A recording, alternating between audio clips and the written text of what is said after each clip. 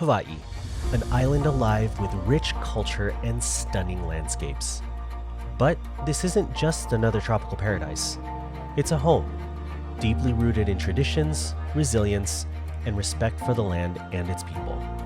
On this journey, we'll dive deeper, exploring responsibly, embracing authentic experiences, and listening to the voices of those who know this island best, the locals. Join us as we connect with those who call this place home, not just as travelers, but as guests invited into a community rich with history, pride, and aloha spirit. Welcome to the island of Oahu.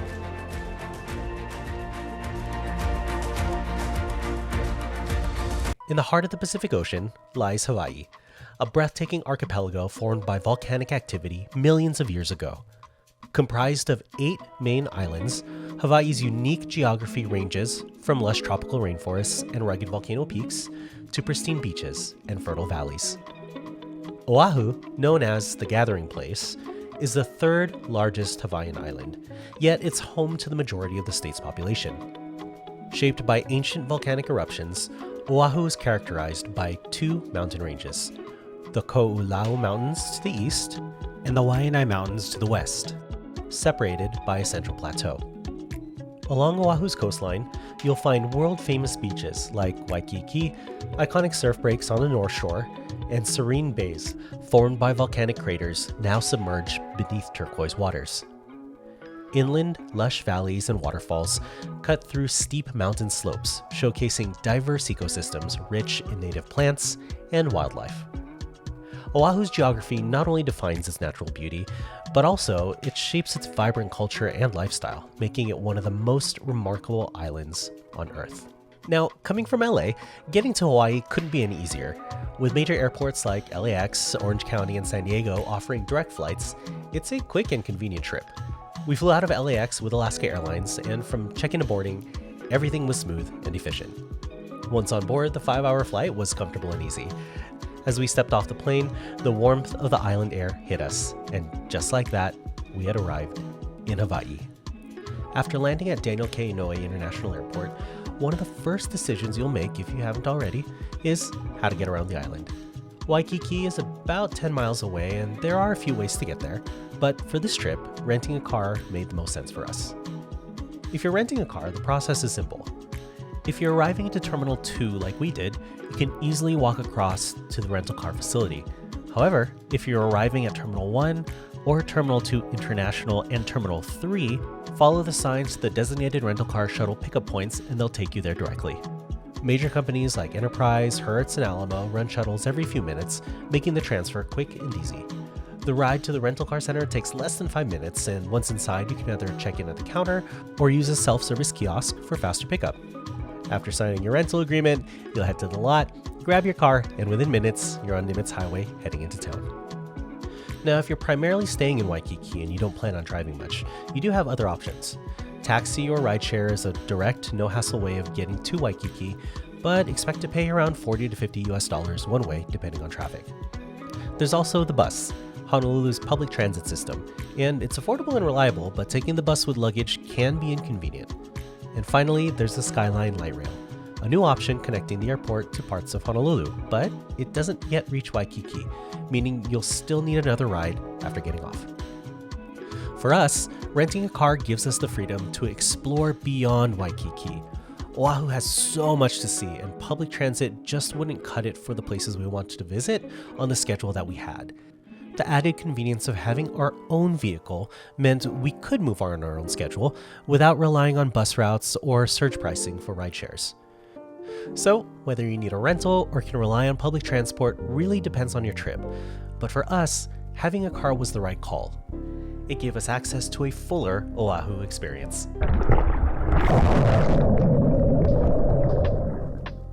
Waikiki has no shortage of places to stay, but choosing the right one depends on your budget, travel style, and what kind of experience you're looking for. Waikiki is known for its high-rise beachfront hotels, offering ocean views, resort-style amenities, and direct access to the beach. Staying at a hotel means daily housekeeping, pools, restaurants, and sometimes luau's even right on site. But all that convenience comes at a price. Many hotels charge $300 or more per night, plus resort fees and parking costs that can quickly add up. If you want a true full-service vacation, a hotel is a solid choice, but definitely the most expensive option. For a more local, flexible, and cost-effective way, Airbnb or Vrbo offers everything from small studios to full apartments.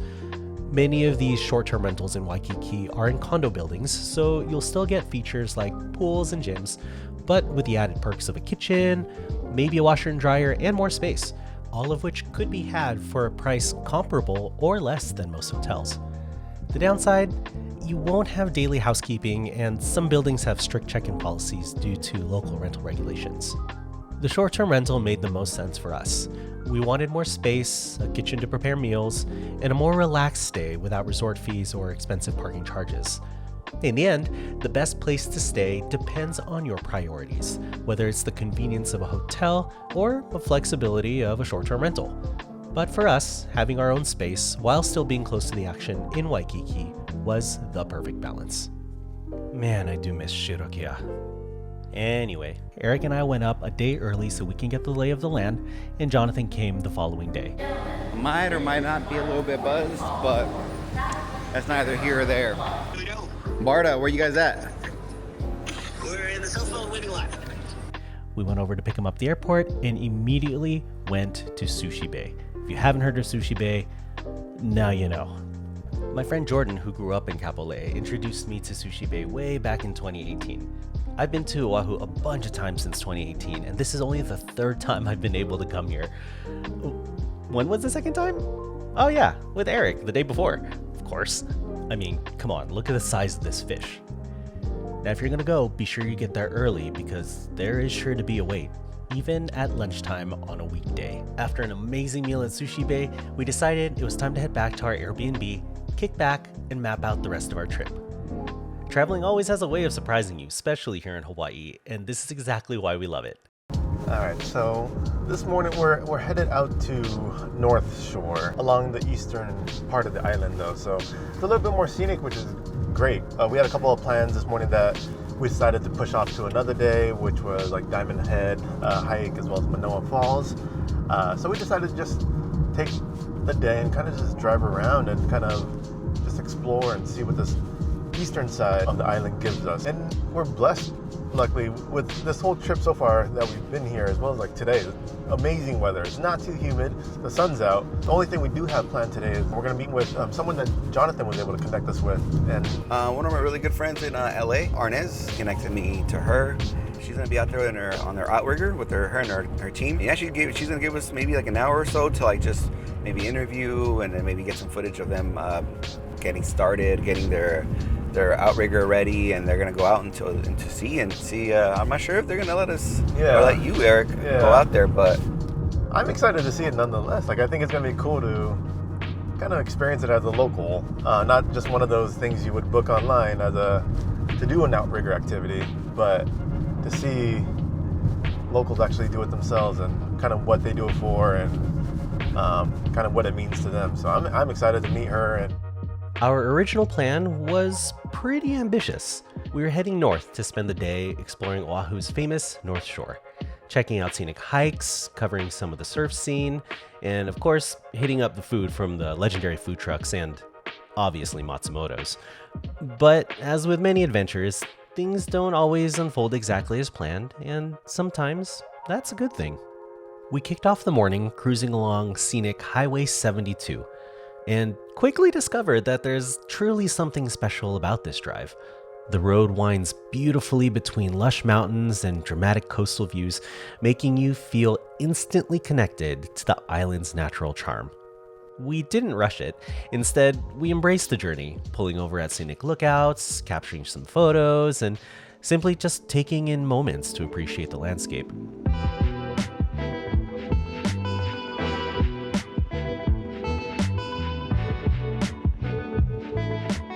Eventually, we did get kind of hungry, so we rolled into Kailua and visited a spot called the Hibachi. This family-owned restaurant had been serving incredible poke for about 15 years and has become a beloved staple for both locals and travelers. If you ever find yourself in Kailua, I would say that this is definitely a place you should stop in for some food. So, change of plans again. We were, of course, the plans were to go to North Shore along the eastern side, but we were stopped by many beautiful spots that we wanted to just stop, take photos, get some videos, and just enjoy the time. And by the time it was going to take us to get to North Shore, it was going to be too rushed, I think, to make it back down to meet with Kiwohi. So we decided to just stop over here in Kailua, get some poke. We're going to go to Lanikai Beach. Our thing was we just wanted to relax. We wanted to relax and enjoy ourselves and not be so rushed throughout the day. And so we're going to go to the beach and just enjoy this. And yeah, we'll meet you at the beach, and then we're going to go and meet Kiwohi later. I'm just thinking about the poke. That's right next to me. It looks delicious. Oh my God. Don't eat my poke. Huh? Don't eat my poke, Jonathan. It was Jonathan's idea to go have lunch on Lanikai Beach, known worldwide for its turquoise waters and postcard-worthy white sands. But we quickly learned a valuable lesson. Parking at Lanikai is notoriously difficult. Even on weekdays, if you don't arrive before 10 a.m., your chances of finding a spot are pretty much slim to none. We circled the parking lots several times, hoping our luck might change, but eventually we realized that just wasn't going to happen. Thankfully, Kalama Beach was just a few minutes away. Do be prepared though, because the parking lot in Kalama Beach is very, very tiny. And you can park in some places in the neighborhood, but if you do, please be respectful and mindful of where you park, that you're not blocking somebody's driveway or on somebody's property. Go right 100 feet to messed up. Your GPS is wrong. Howley, get out of here. As we relaxed at Kalama Beach, it became clear that we wouldn't have enough time left in the day to truly experience all the North Shore has to offer. We actually had to be back in Honolulu to meet up with the canoe instructor in the evening. We did realize that the North Shore isn't a place you just quickly breeze through. It deserves a proper visit, full attention, and plenty of time to explore its hidden gems and surf culture. So rather than rushing through and risk missing out on the essence of the North Shore, we decided to save it for another trip, one where we could fully appreciate and experience everything at our own pace. Sometimes the best choice is knowing when to slow down, adapt your plans, and enjoy what's in front of you right now. So here's to flexibility, great local food, and remembering that the journey itself truly matters as much as the destination. And with that, we are on our way back to Honolulu to meet up with Kiwohi, a native Hawaiian paddle instructor eager to share a tradition that has been part of the Polynesian culture for over 2 millennia. Kiwohi? Hey, aloha. Good aloha. Good to meet you. Did you grow up here on Oahu? Yes. You did? So I'm born and raised here Okay. on Oahu, up there on the hilltop near Punch Bowl, Hawaiian homestead called Papakolea. Oh, okay. Nice. And then Yep. so, have you ever lived outside of the island, or have you always been on Oahu? I have. Okay, where? Shortly after finishing my undergrad, I lived in San Diego for a few years. Okay. And then I moved back home. So you know SoCal. How long did you last over there before you're like, nope, I've got to go back to paradise? Barely 4 years. Yeah. Good. That's Then, enough. It was time to come That's home. enough. Yeah, Good. yeah. So you're showing us kind of the Outrigger experience. How long have you been doing this?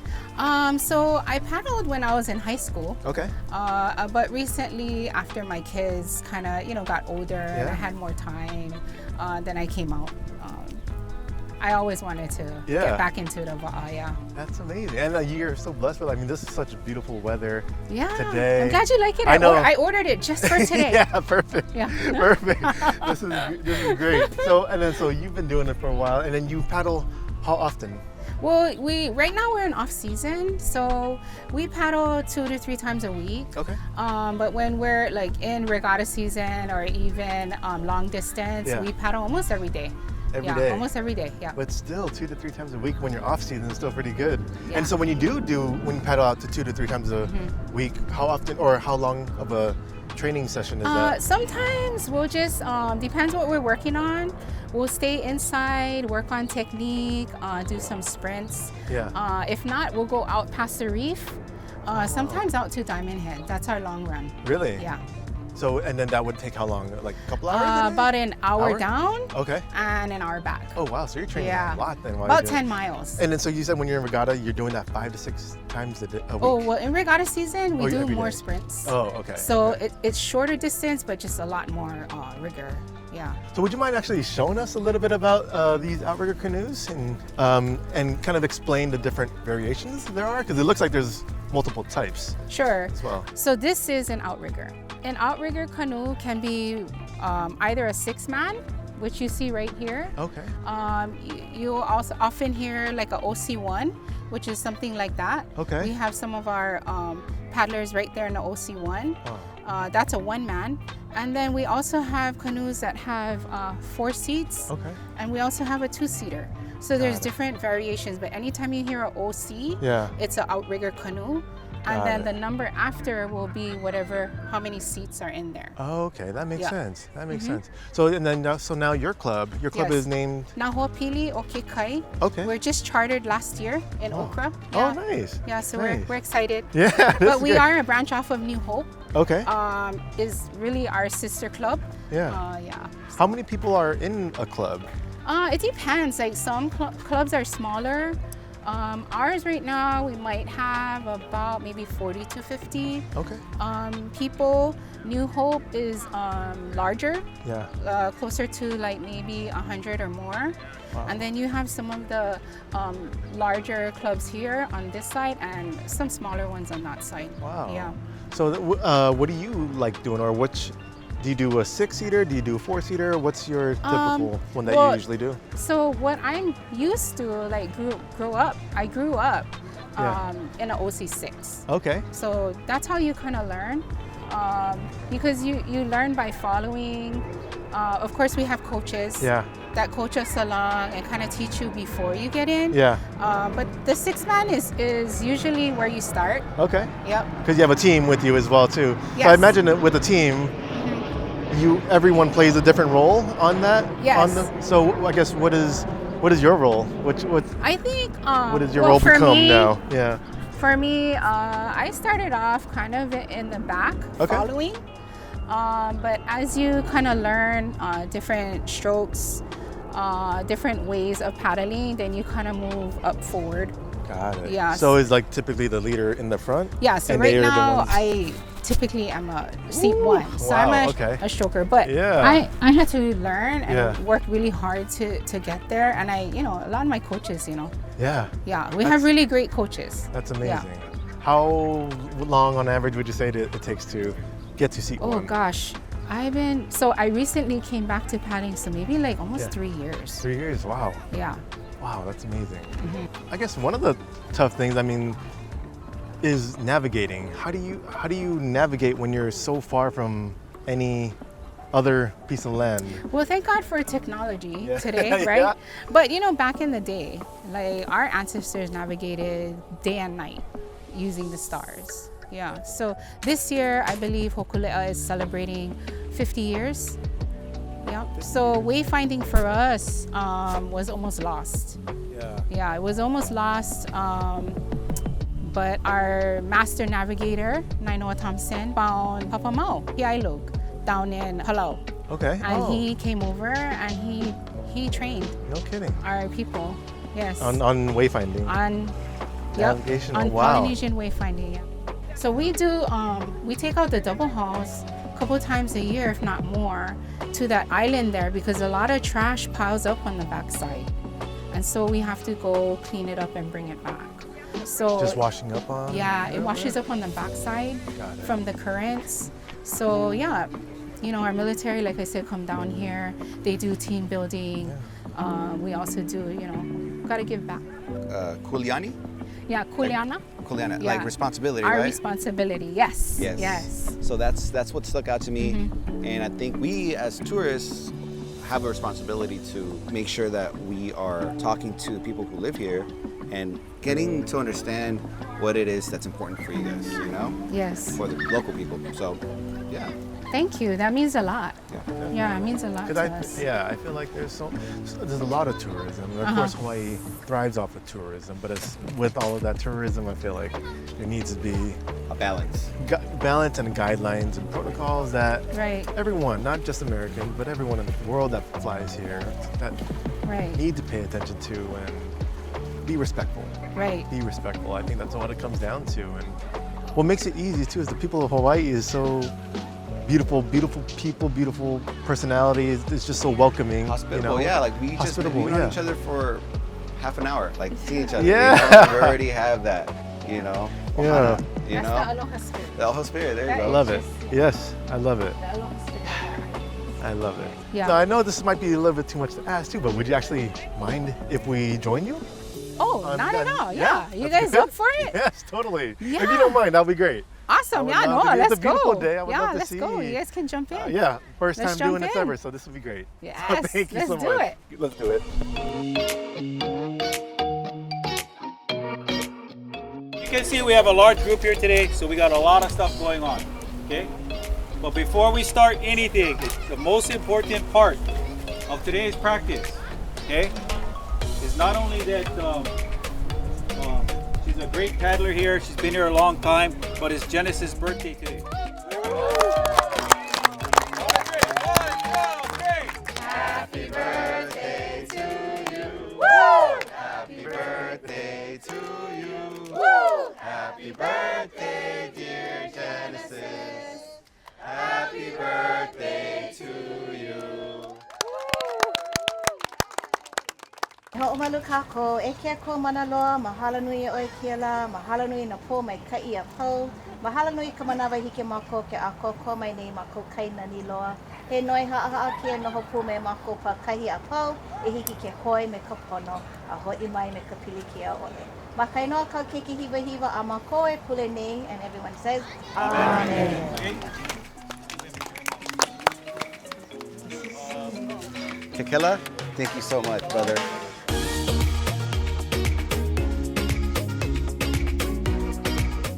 Okay, so the stroke we're going to work on today, there are many different strokes. But right now, the stroke that we're learning is from one of our coaches from Tahiti.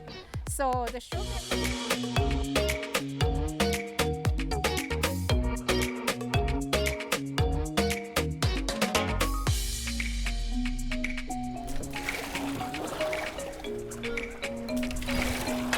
Okay. Twist that body. Use those legs. Once we were out on the open water, we quickly realized that this experience was going to require each of us to play our part.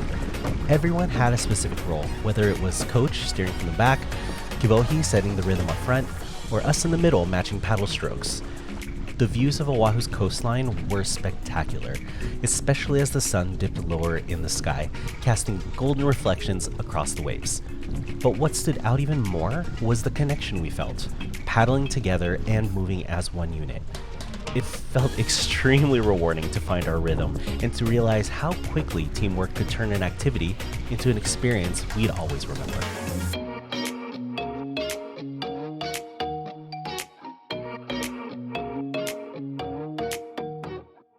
That was an amazing experience. Like we had such a good time with that. We did not know that we were gonna go as far as we did, and what I took out of that was teamwork. I thought, like, no one said a word on the whole paddle out there, and the whole time I was just focused on the person in front of me, just going in and out at the same time, going in and then just listening for cues to go switch up and everything like that. So that was an amazing experience, and I appreciate you for leading us going out there like that, and I appreciate you for teaching us and even just being so open to take us out there with that. But I guess My pleasure. yeah, It was my with that, pleasure. like, what do you like? I'm jealous that you get to do that so many times in the waters over here. But like, now that you've done it so many times, like, what do you get out of this? Like, what?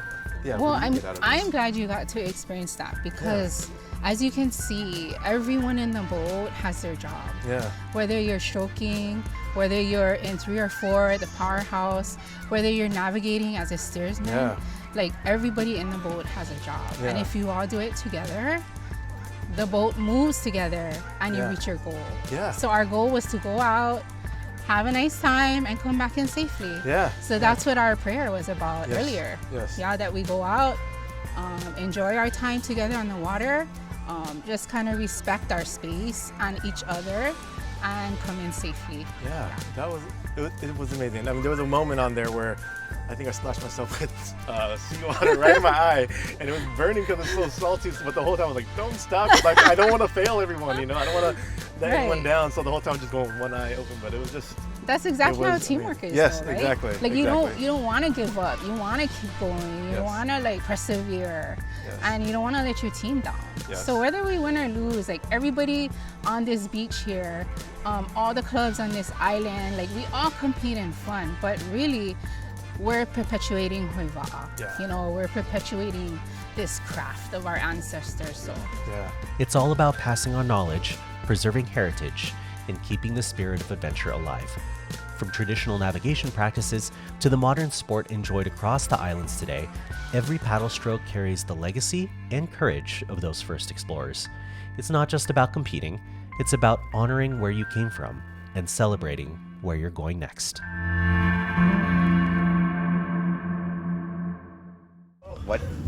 What just happened, guys? I know. It was. Oh my god. Crazy. We went in with no real expectations. We knew we were going to meet with Kiwohi, and she was amazing. We thought we were just going to do just an interview with her, just kind of get to know a little bit more about the Outrigger history, about her, how long she's been doing it and stuff like that, and more than willing to have us on board and have us for this, maybe 40 minutes? 40-minute ride? Yeah. We went about 4 miles. Every person had a role, and we had to stick to that role and kind of just, if you get tired, you kind of don't even want to stop. Anything, just it's a teamwork effort, and I think that's what I took out of it, at least. Yeah. What'd you guys think? Oh yeah, same thing.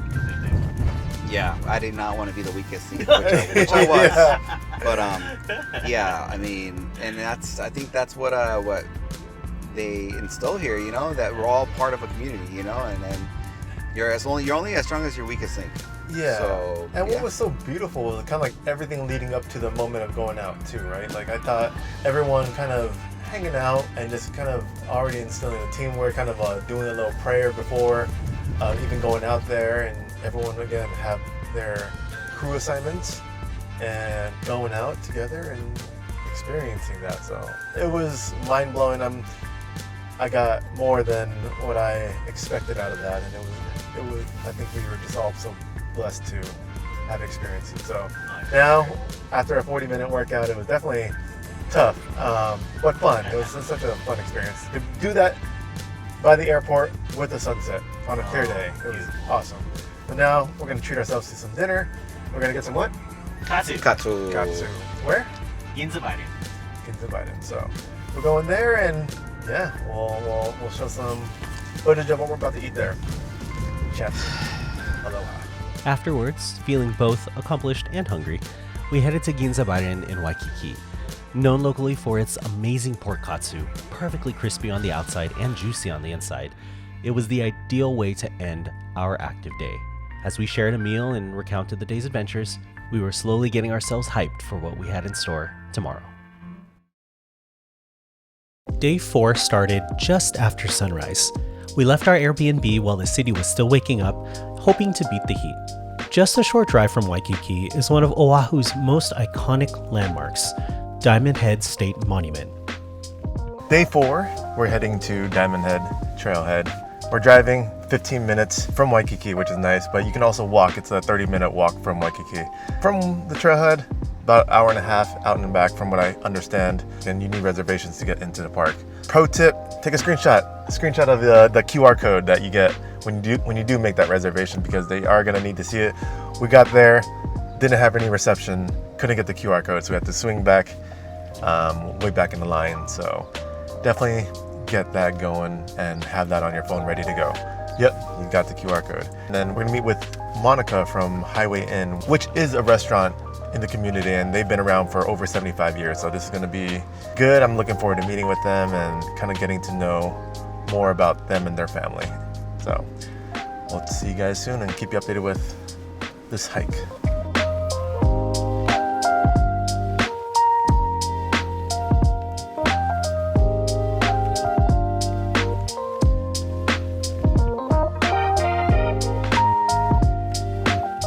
Pro tip. Just kidding. we had to park outside the tunnel. So pro tip, make a reservation early as you can when you know you're gonna go. We only had the option for entry only. There was an option for parking and entry, but again, there was no slots available. So we thought we could just buy entry and just pay for parking at the spot, but was not the case. So we had to go outside the tunnel, park outside, and we're walking to the front right now with our entry ticket. We almost got through, but Third time's a charm. third time's the charm. We'll see how it goes. We'll see. Locals call it leahi, which roughly translates to brow of the tuna, because from a distance, the ridgeline looks like the fin of a tuna fish slicing through the sea. This massive tuft cone was formed over 300,000 years ago when a single violent eruption sent lava exploding into the ocean, creating the crater we are hiking today. The name Diamond Head came much later, thanks to 19th century British sailors who thought they found diamonds glinting in the rocks, but turned out to be worthless calcite crystals. But the name stuck. If you find yourself almost on the verge of 40, get those stretches in. What was the rule in Zombieland? Always shoot. Double tap. Double tap. Always limber, stretch. I'm not Yeah. sure which rule it was, but it also applies to this case. Yeah. Anywho, Eric doesn't know. He's young. He has young legs. He's a young buck. Calves. Calves for days. Get a closer look at his calves. Eric, there you go. Get that right there. Up. Get the belly in between his calf. Yeah, I got that. All right, let's do this. The hike isn't long, but it's steep, with switchbacks, tunnels, and 99 steps near the top that really make you earn the view. Now, we've hiked a lot of places, but there's something surreal about this one. Standing in a volcanic crater, overlooking a city built on lava and sand.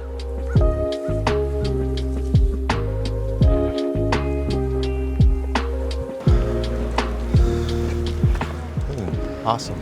Yeah, dude. Made it to the top in 31 minutes, but probably really like You didn't probably like stop, so you 25 because we stopped for some camera stuff. Yeah, in and out for sure. did. Wait a minute. How do you feel? Good. How as far from a scale from 1 to 10, how arduous was that hike? 4, 4? 4, 3, I 3, 4. would say like It for was- somebody who doesn't hike, that's probably like a 7. Okay, yeah. But like It's just I'm straight novice. incline. Yeah, it's incline. But it's not bad of an incline. I mean, in terms of like duration, Yeah. we're up here in 25 minutes and Oh, like 25 maybe minutes nonstop. Yeah. non-stop, yeah.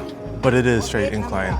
So if you're okay with that, I think it's gonna be fine. So it's not switchbacks or anything, which kind of takes the incline edge a little bit off. Yeah. But the last portion of it was just stairs. Do you think it's worth once you get up there? there's that Definitely. bang? What, That's- definitely worth coming up here? Yeah. Definitely. If you, I've never what's that done it. My saying? first time. So Was the juice worth the squeeze? Juice worth? Yes, I definitely think so. I mean, you got the pretty much seeing everything around us over here. Yeah.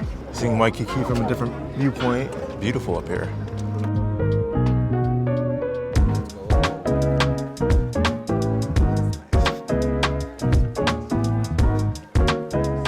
This spot also played a major role in Hawaii's military defense.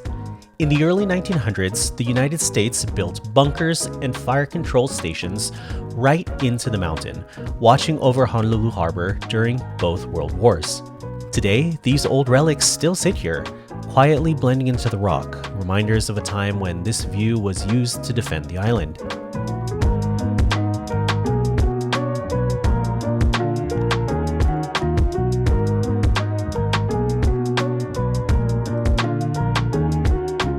After the hike, we were ready to slow down and refuel. We were headed to one of Hawaii's most beloved restaurants, Highway Inn. Located in Kaka'ako, just outside of downtown Honolulu, Highway Inn is a legendary restaurant that spans generations. We came here not only for the Ono food, but to meet someone who knows the place better than anyone, Monica Toguchi Ryan, the third generation owner, keeping her family's legacy alive. Monica, thank you so much for taking the time to meet with us. You guys are a staple in the community. it's amazing, I think, that you guys have been around over 75 years, Yeah, which is 75 crazy. Yeah.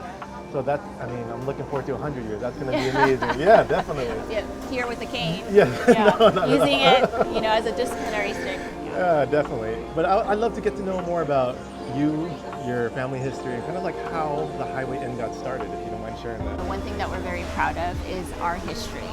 And there are not too many restaurants that have been around for as long as we have. I am the third generation owner. I went to the University of Oregon to work on, a graduate degree, and my father had a brain aneurysm, and that kind of forced my sister and I to come back and decide whether or not, I think at that point it was 60 years, whether or not we wanted to continue Highway Inn. And so, it's really important for me at least to know that I had a choice. A lot of times, people or families, we start a restaurant. My grandfather was born here in Hawaii, but a lot of times when you get the education, nobody continues on the restaurant business. Some family members don't want to continue Correct, it. because they're a doctor, they're a lawyer, or the restaurant business, everyone who's in it knows how hard it is. So my grandparents started it, and my father took over at about 30 years in the late 1970s, and then my sister and I came in when he had the stroke back in about 2003.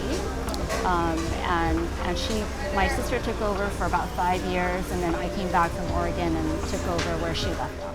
Oh, that's amazing. And now you guys have 3 locations, right? So Yeah. here, Waipahu, and now inside the Bishop Museum Cafe, right? Correct. So right now we are here at Salt at our Kaka'ako, which is very close to Waikiki.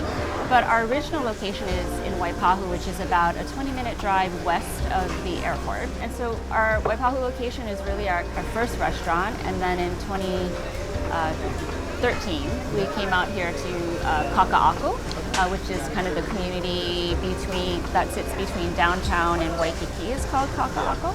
And this area is called Salt at our Kaka'ako because there were once salt ponds in this area. And so Kamehameha Schools, which is the largest educational trust in the world, is the landowner of this property. Yeah, Beautiful location. This was in development for about 30 years here in Hawaii, and the slogan here is eat, work, and play. Yeah. Yeah. Over the generations, I'm curious to hear about this from you, is do you guys change with, there's so many trends on Instagram and so many things that are, that look delicious but maybe aren't delicious. Do you guys do anything that kind of goes with the time, or do you guys stay more traditional? Yeah, that's such a great question. I mean, I think we have this saying in Hawaii, you eat what get. Yeah. So, Highway Inn hasn't really evolved, really, for good or for worse. Hasn't really evolved our menu, really. Kaka'ako definitely has some newer things like nachos. We have far more people with dietary restrictions or dietary preferences. Our Waipahu location, we serve a very large Native Hawaiian community. Nanakuli and Waianae is the largest Native Hawaiian community in the state. So a lot of our customers over there, they don't care about the specials. They know what they want before they even walk through the door. And it's normally their regular order. People know what they're going to get. I think it's really important, in terms of understanding Hawaiian food and what we can offer. And hopefully for those guests that want to stray off the beaten path, they'll find a great experience here. Yeah, no, definitely. I think that's great. So thank you for sharing that. Well, we got a lot of food in front of us now. We call this Polynesian paralysis when we're all done. When, I guess for first timers or people not familiar with Hawaiian cuisine, what would you suggest them to try for their first This is probably so if you want to go old school, we have these really kitschy 5-compartment school lunch trays that you would be served our Hawaiian food. This is relatively brand new. A lot of times we have requests for a variety of the Hawaiian food. So in the kitschy 5-compartment, you have to choose between kalua pig or lau lau. In this plate, you get everything. So this is called our tasting plate, and you really get a chance to try a variety of Hawaiian food staples. So the main item is this lau lau in the front, and lau in Hawaiian means leaf. So it is pork, typically pork and butterfish that's wrapped in the leaf of the taro plant. Here in Hawaii, we call that kalo. We also say luau leaves, but this is called the lau lau. Then this is actually poi, and while it may seem like it is a side dish, it is actually the star of this plate. And for a lot of people, they probably have never tasted poi before. It is steamed taro that is basically kind of mashed and pureed. And then when it's ready to be eaten, water is added to kind of like create a bit of like a yogurt kind of consistency. But for Hawaiian people, this is the star. With Hawaiian food, there is mo'olelo or story behind the food. And it oftentimes can be related to a god. So from a cultural perspective, poi is very, very significant. The taro plant is very, very significant. The kalua pig, at one time, women could not eat kalua pig. We can now, but this is basically like shredded pork. I oftentimes like to kind of describe it like carnitas, like for people that may be more familiar with that dish. The chicken long rice is, a lot of times when we talk about Hawaiian food, we talk about pre-contact, post-contact Western world, and a lot of different cultures that came to work in the plantation. There's a lot of kind of history and stories and immersion and fusion that happened along the way, and chicken long rice is probably one of them. It is one of them, most likely from the Chinese settlers who were the first ones to work on the plantation. So it's kind of, like a noodle dish with a chicken broth. A lot of the children love this dish, along with the kalua pig. This is squid luau, and again, I use the word luau. You could call the leaves luau as well, but basically it's the leaf of the taro plant, and it's cooked and simmered with coconut milk, and it's sweet, and it has like calamari in it. A lot of people may think that it's like a dessert, but it's actually part of the main dish. And then lomi salmon. This is really fascinating because we do not have salmon here in Hawaii. So it's like, how did we get this, on our table? And again, this comes to like a lot of whalers that would bring salted fish and salmon, like from the Pacific Northwest, and introduce salted salmon to Hawaii, and so now we have lomi salmon, even though we don't have any salmon, running in our rivers. Sweet potato, or uala, is the Hawaiian word for sweet potato. In Hawaii, we have this preference for the purple sweet potato, and perhaps a lot of people may have never seen this color. It's usually like yellow or orange.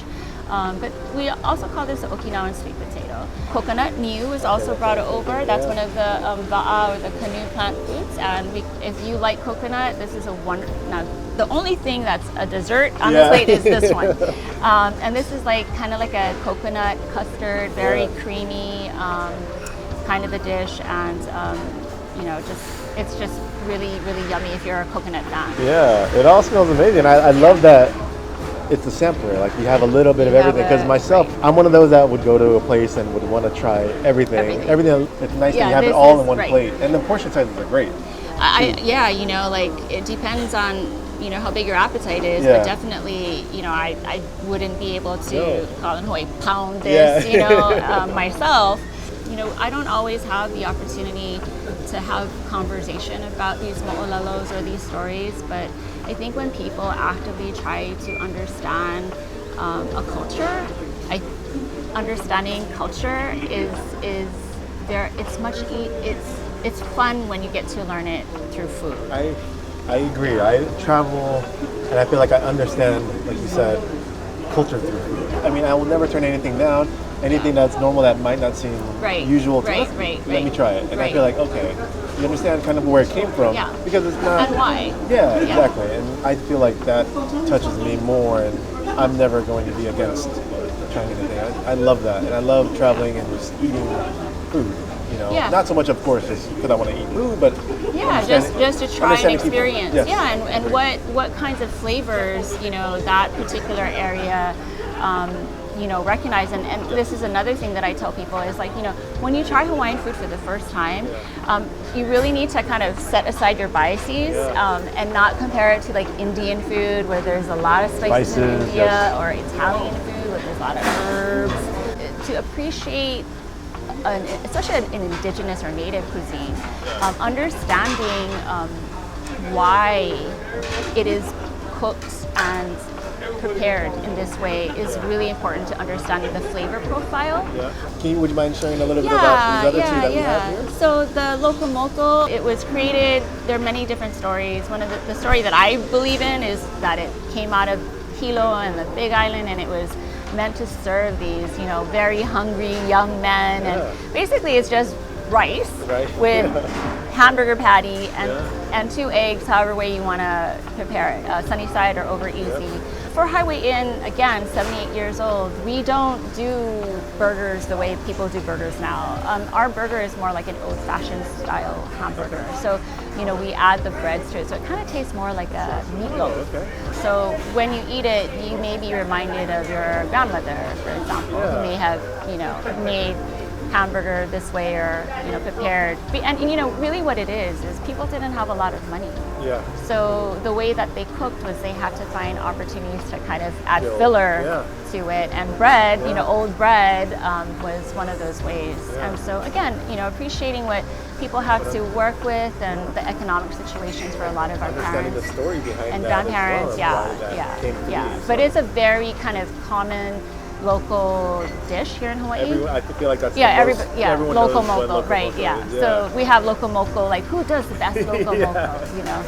And the pancake. And then we have our pancakes, haupia sauce, which is kind of similar to the dessert there, and it's now in a pancake sauce. So if you love coconut, this is a great dish.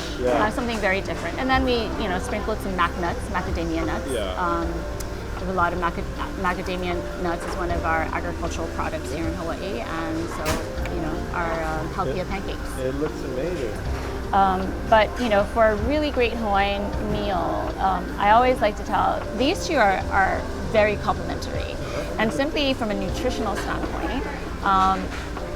Once you eat a lau, you don't have to eat any more greens for the day. I mean, you fulfill you fulfill your vegetable, intake for the day. The nutritional value of luau leaves is very similar to spinach or collard greens, and then it has the protein inside with the pork. And then the poi is, like many different cultures around the world, have fermented foods, and now we all understand what fermented foods do to the microbiome.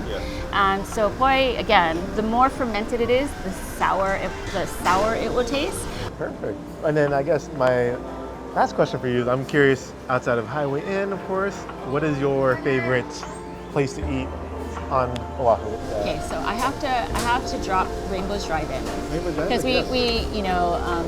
that's also third generation owner, and they're trying to keep their food is still the same way, back from I think it was the 60s when they came around, and they do a really amazing job.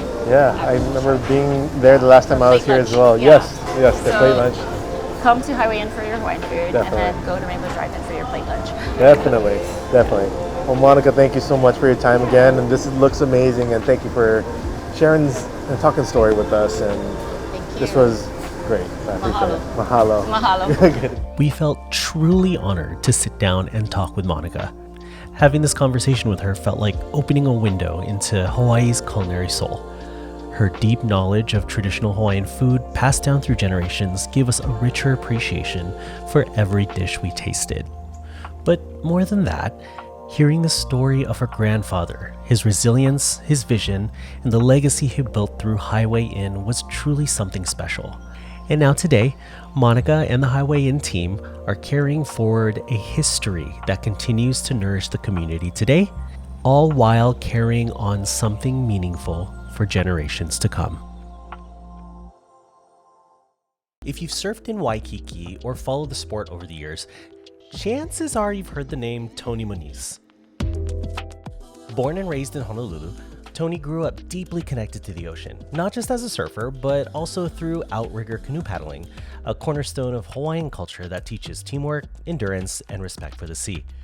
After making his mark on the professional surf tour in the 80s and 90s, Tony carried those same values into everything he does. Today, he's not just a surf legend, he's a mentor, teacher, and pillar of the community, passing his passion for the ocean on to the next generation. Uncle Tony. How's it, Good to bro? meet you, my man. Thank you Nice so to much for meet you taking the too. time to meet with us. And you're such a legend in the surfing community. And I heard that you started surfing at the age of 5. Is that correct? Around there, Yeah. hard to say. So Could when- be sick. Yeah. I did it at age 9, 8, 9. Yeah. We had little mini hoodie events here, right out here. Yeah. In the Hasa, and that's how it all started. Yeah. It was always for the fun. Yeah. You know, competition kicks in. It's a little bit different Yeah. from just enjoying the soul of surfing. Yeah. Can't forget it. You don't want to lose that part because of competition. Mentally, physically in Definitely. shape for it, I'll do it. I had Definitely. 5 kids at the time, and it was kind of the tail end of it. So for 20 years, 20 plus years, I was on the list Yeah. to Yeah. compete. And finally I said, hey man, white flag, It's hard to give it give away, it to though. the Yes. next kid that I deserves. feel like it's hard to give up something that you grew up in, right? But now, at this stage in your career, what do you hope to do and what are your goals now with Faith Surf School? Well, one is to be a good steward here and take care of the beach and to see it for generations to come, to also take it over. I grew up, learned how to surf out here, played on this beach and saw kind of the beginning-ish. You know, I remember hearing Uncle Duke's name at the age of 7, I think he passed. I never really got to meet him, but it put a big stamp in my heart of taking care and aloha this beach, and this is it, you know. So that's the same hope, you know, that statue that's there, Definitely. you know, and that stretch is to remind the world about this man, you know, what he did. Yeah. Can't be forgotten, you know. No, definitely. To remember taking care of the quality of the culture, Yeah. the canoe rides.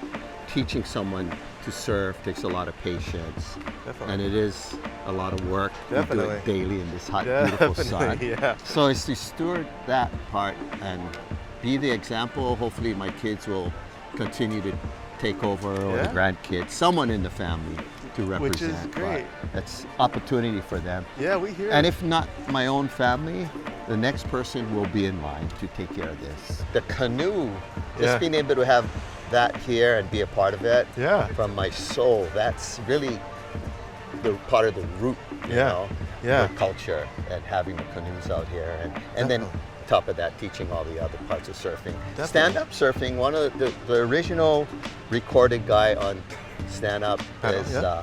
Uncle Pops Troy. Here, when I was that tiny, I remember him going on his board and Yeah. using, you No know, kidding. small little paddle and Really? and doing it. Yeah. No kidding. That's amazing. I believe it's the A first one. lot of history here. So I guess for anyone like trying to learn this, to do surfing with you guys, what's the average time you would say before they can actually be comfortable doing it on their own? Like a couple of lessons? Guarantee you're gonna serve. Come with us. You'll stand up. We'll get you going. It's the slow steps. You know, learning how to surf takes time to read the ocean, read the waves, Yes. timing. So we try to get them from step 1, and it's really neat when you've worked with. I have Yeah. customers for years, and they come back, and now they have their own boards and paddling out. Yeah. To That's see the that rewarding is experience. like- Yes. Yes. I- Or even to see the families that come every year back to us. That's And super bringing the next special. And the kids- generations, yes. Yeah, we have some of the kids were like, 4 or 5 years old to now young teenagers. Like, yeah, there it is. That's amazing. That brings Yes. the best joy out of everything on what we do. I agree. I see that as well myself too. So that's amazing. But I guess let's go out to do the Outrigger experience. Let's go do it. Let's Good go to do meet it. you, my man. Thank you Yeah, so much. Right. All right, brother. Good to see you. Let's go. I'm gonna just get her down so we can get in push. Okay. Catching a wave in an outrigger canoe takes strength, timing, and trust. First, the crew paddles hard to get past the break, pushing through rolling surf with each stroke, while the steerperson keeps the canoe steady and angled into the waves. Once they reach the lineup, they wait and watch. Timing is everything. As the right wave builds behind them, the call goes out and the entire crew digs in. Paddles hit the water in perfect rhythm, building enough speed to match the wave. When it lifts the canoe, they ride it in, flying across the surface, guided by the ocean's energy and steered with precision all the way back to shore. Our time with Uncle Tony at Faith Surf School reminded us that the ocean is more than just a playground. It's a classroom, a sacred space, and a thread connecting generations of Hawaiians to their ancestors. After parting ways with Uncle Tony and Faith Surf School, we made our way a few blocks inland to Ali'i Fish Market, where that same respect for the ocean shows up on the plate. You ready to have the best poke of your life? Oh yeah, poke? Okay, for sure. Okay, there you go. Got a lot of good reviews, so if you know, you know. And Founded by a group of lifelong friends with roots both in the kitchen and in the ocean, Ali'i Fish Market was built on the idea that Hawaii deserves seafood that's as fresh and honest as its people. Their goal is to provide locally sourced, sustainably harvested fish, while also supporting local fishermen and small-scale vendors who are often overlooked in large distribution chains. The name Ali'i, a Hawaiian term referring to chiefs or royalty, was chosen to reflect a commitment to quality and reverence for the island's resources. All the raw ingredients that make up these delectable dishes, created by Chef Robin Abad and his talented team of chefs, comes straight from the islands. So guys, welcome to Ali'i Fish Market, man. So welcome, for the visitors anyway, welcome to Hawaii, first of all. Welcome to the Fish Market. So we're fortunate in the shop. We offer a lot of fresh ahi poke, right? Fresh all the time, from an auction, fishermen's, 20 miles out. And what we try to do here is the poke that we serve is obviously fresh fish, but our Hawaii's influence is so diverse. We try to have influence in all our pokes with the different cultures of Hawaii. From our Japanese influence to our Korean influence down here, Chinese influence you're gonna try, Filipino influences, and then even some European and some Mediterranean, some Italian influence as well too. So we've been real diverse. It's what it's about, right? Exactly. That's what I love about Hawaii. Exactly. Melting pot. Melting pot, like a net that captures everything. That's what we are. So what we do here with fresh fish is unique than most poke shops because we do offer that, and then we tie it in with our hot food items, our selections, our musubis, our smoked meats, the things that just absolutely perfect marriage with poke. So we had a few things that went viral in our shop, right? Fortunately. Yes. Right. So this is the first one. So this one went viral. We had a few people coming in and out. Honestly, this was a mistake. This poke was a mistake, guys. This is we was just beautiful mixing, mistake. Yeah, we was just mixing a few things and said, hey, what's the next flavor, gang? And then, one of the guys was like, he slapped some things together. It's like, I think I messed it up. And then I came in. I was like, let me try it. And then I added a few spices, some chilies, and then we're like, oh damn. The way that Baron was talking about it, yeah, Baron says you literally just was create back there magic. and went, oh damn, we gotta get this on books. So, and then once we released it, people were just like, umami bomb, fresh ahi. And that crunch. The crunch. What is that crunch? Is that garlic? Garlic and fried onions inside there. Fried garlic. We love garlic. We love garlic. Fresh seaweed, fresh onions, and then the umami of the thing is just the chili bomb. This one right here in particular is smoked shoyu. Oh yeah. Smoked shoyu ahi and put a little bit extra sauce in there. So what we actually do with our sauce, we actually take the soy sauce, our poke mix. Instead of smoking the fish, of course, that's gonna take away from the rich and rawness of the fish. We take the sauce and throw it in a smoker for about 6 to 8 hours. Get that going, roll it around, toss it, stir it, guava wood, kiabi wood, lychee wood, all kind of mixes in there. And from there, we cool it down, then we turn it into our poke. No kidding. On top of that, fresh onion from Eva, again, local ingredients. So we have our house lechon, which we have it on our menu here. Yes. So one day we did our poke fest, and I was like, all right, what's the next flavor? And I was like, you know what? More like a surf and turf-ish kind of like, but we love pork. I'm Filipino, I love pork. Yes. So we took the I don't lechon. think anyone doesn't love lechon, No, man. and then, so like we have our own chili garlic crunch. I said, what if I invent another chili crunch? And I was eating, pork rinds. And what do I do it with pork rinds? Yeah. Chicharron. Looked at our lechon, threw some mixes together, fried it, get it crisp, and all that stuff. And then we top it off with the smoked shoyu, because the marriage between the two, now it tastes like almost like bacon, but it's fish. Yeah. And then that porky flavor on there, I'm telling you, man. With a lomi tomato, with a little bit of, or even our house lechon all in one. Yeah. I'm gonna try it with y'all. Yes, please. So go ahead, take one of those. Thank you, sir. So cheers. Chef. Cheers. Oh yeah. Milk in it. Yeah. Yeah. Super different, right? From the first one. Smoke hits you immediately. Smokiness, sweetness, and then you still get the richness of the iron of the ahi. And then that you get, little he's drinking it. I'm telling you, man, with hot rice. Yeah. With hot rice. Yeah. And that porky. Pork. I literally just You have to. Yeah. Our top two flavors are the most two unique ones. Yes. And that's the beauty of the shop. We stretch it out, and we still have our norm. People still love that stuff. We sell almost the same amount, but by far these two are the ones. Yeah, because I remember when I reached out to you guys, you said that you guys have unique flavors that no one else on the island has, right? Just within our top 4 over here is all like nobody offers stuff like this. And I know you got one in your back pocket too that we I won't do disclose, have one. but yeah. I'm excited to. I do have one. I'm And then, excited to see that. So this eventually one when I right come here. back. So this one right here, you probably want to. So other than ahi, guys, ahi is king, right? You guys tried bluefin earlier. You guys had tried our yellowtail, and then our big eye. So this right here is actually marlin. So this is marlin. So striped marlin.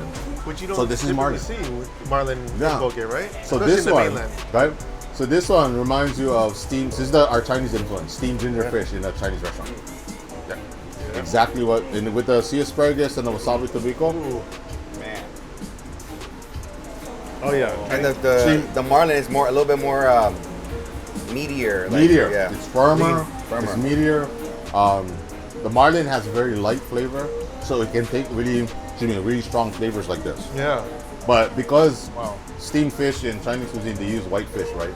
I had to go with marlin, and then when we mix it together, we're like, oh shit, right? Yeah. And then the crunchy sea asparagus reminds of like bok choy, Yes. right? In Chinese cuisine, right? The choy sam and the thing that they put on the bedding of the steamed fish. It reminds me of in the Chinese cuisine that ginger scallion sauce. Ginger scallion sauce. My yeah. God, and I put that all over my rice, bro. All over. Oh my God, so that is amazing. That's marlin, Yeah, then. yeah. Cheaper in Yeah. comparison to ahi. But you know what? The marlin that we use is striped marlin, so it's actually very much in season. So again, seasonality is important to us. Yeah. We're not just gonna give you ahi year round. We're not gonna just give you this. Aku, we get it when your aku is our skipjack tuna, smaller tuna, but Yeah. that's like Hawaii old fish that we love here because it's super fishy. Yeah. But when the thing is fresh, I'd rather eat that than actual ahi. For sure. Just because it's the way it is, and then stuff like this when the yellowtail, when the nairagi or the striped marlin is in season, the flesh gets orange, almost fatty, like total. And then you mix it, oh man. And you see sashimi, you're like, wait, this is marlin? Like, yeah, because it's in season. So your flavors, just for people wondering, the flavors are here all year round. It's just mainly the fish that would change? Or Sometimes the fish changes, like Okay. our spicy wine, these guys right here, our simple ones changes to like aku. And we'll let everybody know. But honestly, we wouldn't switch it out if we know that the fish is in readily season available. and very fresh. Within the 4 here, 4 to 5, with the unique flavors, I don't think anybody else is serving. Some people serve a ginger poke, but we're not like that. Yeah, that ginger poke. I've never had anything like these. I'm telling you. That lechon crunch for sure. You guys overnight? Before you guys fly out tomorrow, come back. I'll pack you some, and I'll give you the hack how to travel with poke. After Chef Robin walked us through his selection of poke, he walked us outside to the back of his restaurant where he had a smoker and some ribs cooking. There, he explained to us an interesting way he attracts patrons into his restaurant and also how he got started in the culinary world. So this is kind of our house pipi kala that I mentioned earlier. I'm gonna have you guys try it, and then you can kind of get them close up of this as soon as I open it up. So there you go. All right, so this is our house pipi kala, kiawe wood thickness right there. Kiawe wood smoke. We use a little guava and some of your invasive woods that we have in Hawaii. Thick cut short rib. All we do is cure your little Hawaiian salt, some chili, some spices, and just let the wood do its work.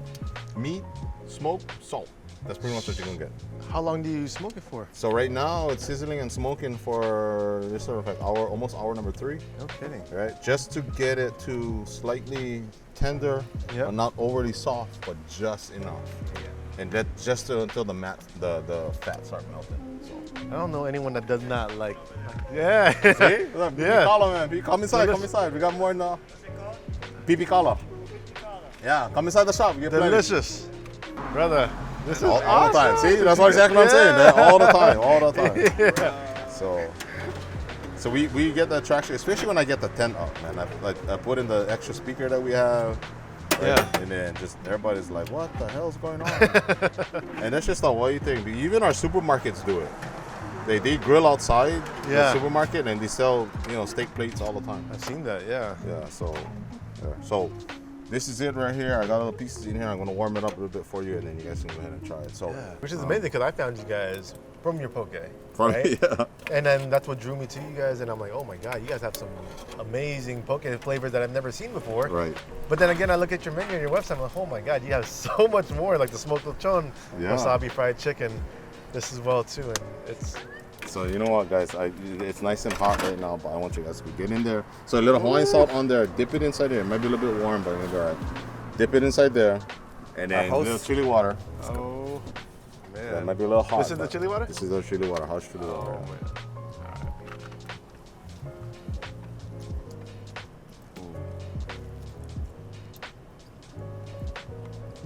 Oh my god. Thank you, brother. Yeah, Thank you, brother. yeah, man. That's Double dip, no worries, man. God. Go ahead. The smoke ring is on there. That salt is. Yeah, a little bit of salt. You're like, wait, does it really need salt? Yeah, you want more salt. You know what I mean?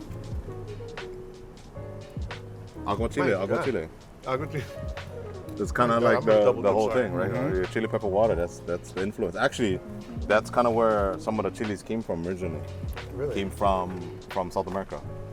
So I tease all people that I know. Agua chile. Bruh. Man. Yeah, that sauce. Brian, But the smokiness you're gonna of get the this meat in your mouth right now, okay? Yeah, you're gonna get that meat in your mouth, man. Yeah, you said it. the smokiness of the ribs is Right? amazing. Thick cut And short it's rib, just- man. It's It's just so tender, and it's B, you gotta try this.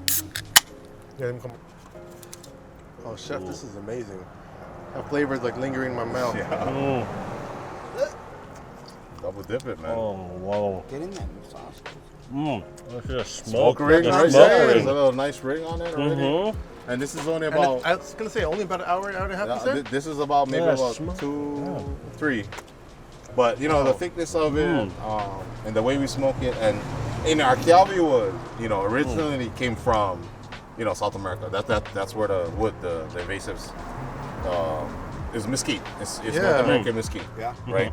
But because they grow it in the South America area, it's a little bit different. Then once it came here as an invasive species, because of the salt water that we have here and the winds that blow, it turned into its own kind of kiawe wood species. My God. So if you guys ever go tonight, go check them out. Yeah. Cheers, chef. Thank you for having us. Yeah, man. Cheers. Cheers. Yeah. What a Cheers. good time. Great time. Of course, man. How long have you been smoking in general? How How many years? Honestly, guys, I think like the interview earlier, they're like They're coming. They smell it they're too. coming. Hey, save us too! Hawaii's not too far from LA, man. They see the way you feel in there, like choppers and shit everywhere. Man, I've been cooking since I was 14. Right? I realized, like I said, the neighborhood that I'm from Kalihi, is about maybe 15 miles from here. Again, it's kind of like the troubled neighborhood of Hawaii. Like we have in California and many places, right? So, for me it was it's hard because because those are again statistics and where we come from, etc. If we don't kind of get ourselves a little bit out of that hole, we become part of the environment. So I didn't know what the fuck I wanted to do. Like it's like I played. But the one thing I knew what to do was I played sports. So that was huge for me, and I still didn't know what to do until I had these two teachers, and that's what changed the game for me. It made me realize that in the middle of Kalihi, in this ghetto ass neighborhood that we have, I have two teachers that believed in these kids, and one of them was an alumni to the school. And they taught food service, right? And my story is actually it's funny because I say this all the time, right? I took that class not because the teachers or anything. You know why I took that class? Because there's a lot of chicks, man. In that class. The ratio from dudes to girls to dudes and ladies in that class was like 3 to 1. Yeah. And then somewhere down the line, these two teachers just kind of I watched them nurture some of these younger troubled kids that I had in my classroom, and they're just their patience and what they wanted to do with this. And then along came me, little big old hands, dainty. First thing I learned how to do was make cookies. So we're making pies and cookies, and I was like, frick, I actually like doing this. Yeah. And I used to go to football practice, but like, bro, look, I'm hitting knuckling heads, and then I go to baking class. I'm like, yeah, like what the fuck, you know? But it was because of that, and they seen that, and they said, you know what, Rob, do you really like doing this? I get like, you know, Miss Sato and Miss Yorara actually do. So then they nurtured it.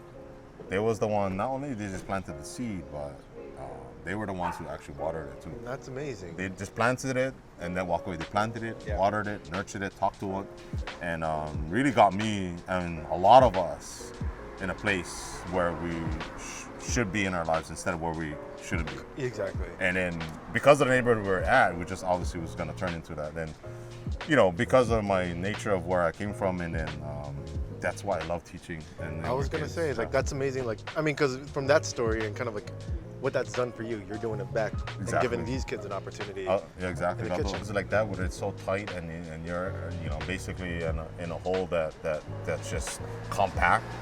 You need a little rope, and sometimes that little rope turns into that lifeline, that rope, that and then we get.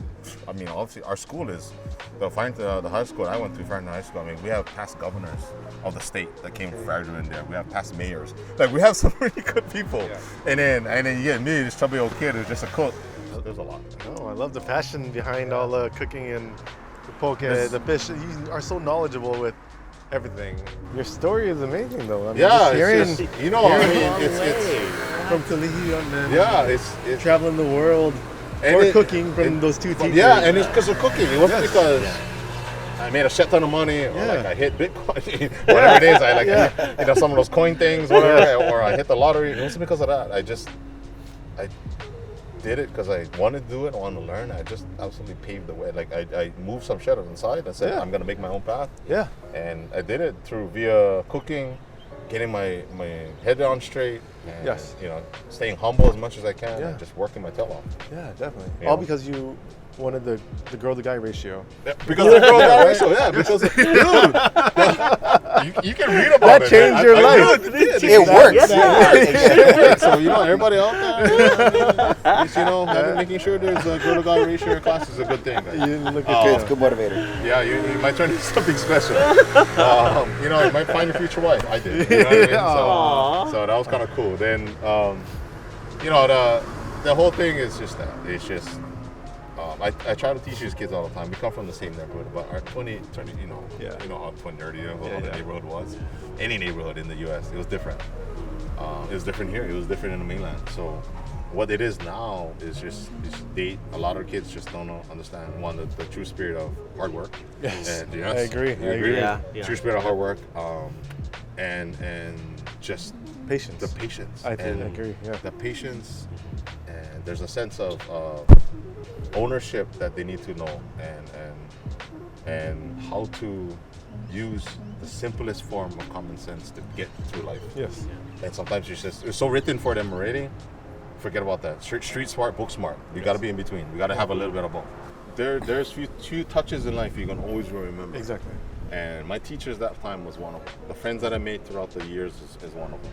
The family that always supported me no matter what I did. Yeah. What the hell I did, what I chose to do was always there. That's a backbone for you, my wife was always supporting me no matter what I did, some stupid things I've done. But again, like those are all the moments I learned. And man, coming from where I'm from, sometimes like I was in New York last year and I was looking around. I mean, I've been in New York, but I was there for something else, something undisclosed, but it was something pretty cool. I looked around, I said, I mean, I'm nobody. You know, I'm just a kid from Kalihi, chubby kid, and I'm chubby kid from Kalihi who just loves to cook. I've been really nothing. I mean, I've had food stamps all my life. You know what I mean? Like it's been one of those things. Like I've could easily gone the different route, but I'm here in a different life. Yeah. You know, and having a drink with you folks, eating smoked meat. Like it's. I mean, come on. Yeah. You know what I mean? People watch this. It's so inspirational because people always see the end product. People say, "Oh, dang, he's a business owner. He owns an amazing," but they don't know how the hell he got here and what struggles you have to go through to get there. The story. And the story. And I think that's important, even what you guys do, storytelling. And I joke around with my crew a lot. It's important to have relationships because the most important thing I've learned over the years is having relationships. Yes.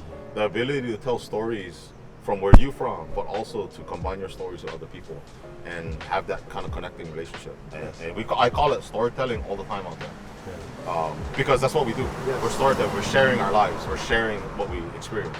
Cliche, but like it doesn't feel like work when you enjoy doing it, right? Like, No, not right. What is the old line, right? It's super cliche, but I say it to my kids all the time at the high school level, man. If you work every single day, you work your tail off, but you're looking at it as a job 9 to 5. If you love what you do, you won't work a single day. You won't work a single day in your life. Exactly, and that's the cliche. And as business owners are the only ones that will quit a 40-hour job to work 80 hours in a week. 160. Yeah, exactly. Work a 4-hour job so we can work 36 hours in a day. Yeah. How's that possible? I don't know, that's we're stupid like that. No, definitely. There's always like I we feel work it. 36 hours a day. Oh, I'm always working, man. So. Exactly, like Love it. I love it, brother. I appreciate you guys. Really, I am so glad we met.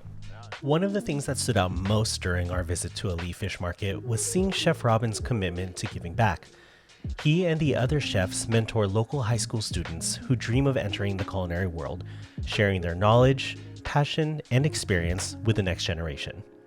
And the kids that came in earlier, I get one more that came in. So one of them from Waikiki High School, which I taught. So I used to teach them in cooking competitions and how to compete. So one of them's working in right now, and then the other student that came in, he's actually from Farrington too. So when I'm teaching in there, so a lot of it is coming full circle. Every as much as I can. Even if I'm just doing something on my own, I'll call some of these kids and be like, hey, you know what, you know what you're doing. You need something to do, or you need some money. Yeah. And then here's the opportunity to teach, and for them to learn is big for me. Watching the chefs mentor young students reminded us that true success isn't just about what you create, it's about what you give back. Our time here left us with a deeper appreciation for the people who honor their roots while shaping the future. Our visit to Ali Fish Market gave us a glimpse into Hawaii's rich fishing traditions and showed us the spirit of community that keeps those traditions alive. Every cut of fish, every story shared, carried a sense of pride and responsibility to the ocean and to the next generation. It was inspiring to witness firsthand, and it's an uplifting reminder that the heart of a community grows stronger when its leaders invest in its future. We arrived at Pier 38 just before dawn to meet up with our guide, Caleb, for an early morning glimpse inside the Hawaii fish auction. Caleb would walk us through the fascinating process of grading, pricing, and selling Hawaii's freshest seafood. So Eric, welcome to Pier 38. This is the epicenter of Hawaii Longline fishery and Hawaii's largest food producing system. Everything you see here on this dock, this is a modern facility. You don't see any seagulls out in Hawaii, interestingly, unlike California. I noticed that, And everything you see here, the boats, the trucks, the facilities, everything is geared around landing the fish that this fleet catches and bringing it to market, and then getting these boats back out fishing. Okay. This is all kind of based around the United Fishing Agency fish auction, which is the only fresh tuna auction in the United States and the last remaining one in Hawaii. The auction has existed in some form for over 100 years. This is a very old system that we have here in Hawaii. Yeah. And today, it's run by the United Fishing Agency.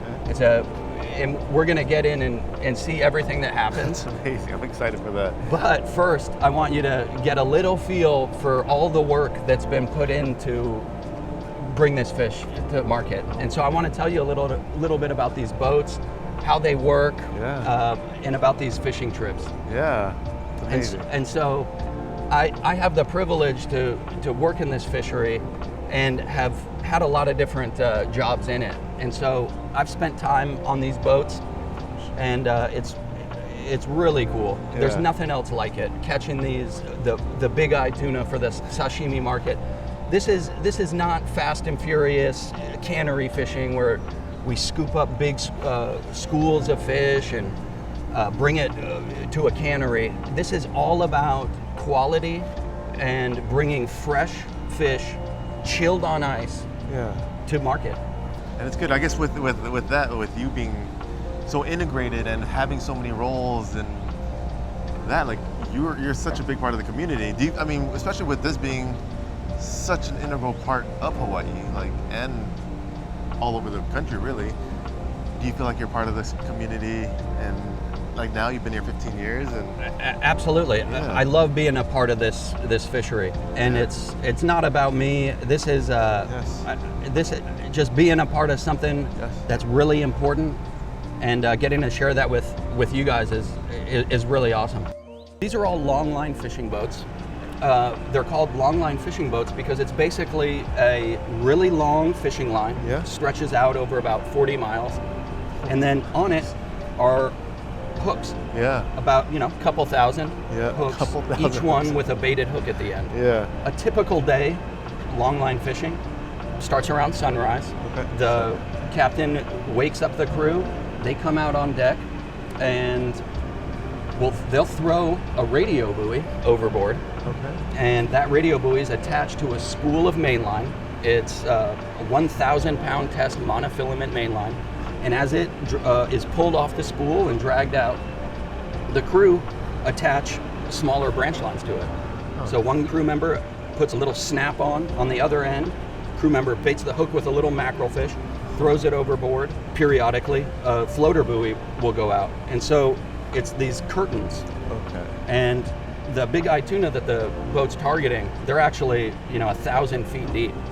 And so a line shooter is used to put out line faster than the boat's traveling. So it takes about 5 hours to put all that gear out. 5 hours to put the 40 miles? Oh my God, it's really quite nice. Sun's rising, and then they end around noon, midday. And then they throw another trackable radio buoy out. And then the gear just sits there, kind of drifting with the currents. And the captain, it's not rocket science, but it is a science to it. The captain has chosen this spot using his personal experience, his intuition. Maybe he's looking for signs like birds flying around. Maybe he's got some information from a fellow captain.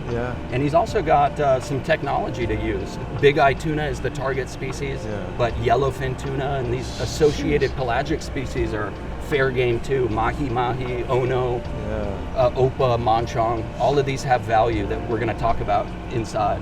After the set, the crew get to rest a little bit. And that's going to be the only rest they get, basically, during a fishing cycle. The sun's starting to set at this point, and it's basically the reverse process of setting. So they collect the radio buoy, attach it back to the main line, and start bringing it in. Only 1% of these hooks will catch a fish. And then when they do catch a fish, the guy driving the boat, he can feel that there's something on. Everyone springs into action. And this is all about preserving quality. So the crew and the captain, they handle these fish extremely carefully. They'll all work together to bring it in. Couple guys for a big fish. They place gaffs in, they lift it up on the boat. Within just a couple of minutes, that fish is dispatched with an ikajimi spike to kill it. It's gilled and gutted, washed thoroughly with seawater, and then put down into an ice hole. It's all about quality in this game. That operation to haul back the gear, it's gonna last anywhere from 10 to 14 hours. So when they finish, the sun's coming up again, and it's time to start all over again. And that's a typical day on a longline fishing boat. That's amazing. Here in Hawaii, we have our longline fishery, we kind of have two subsets.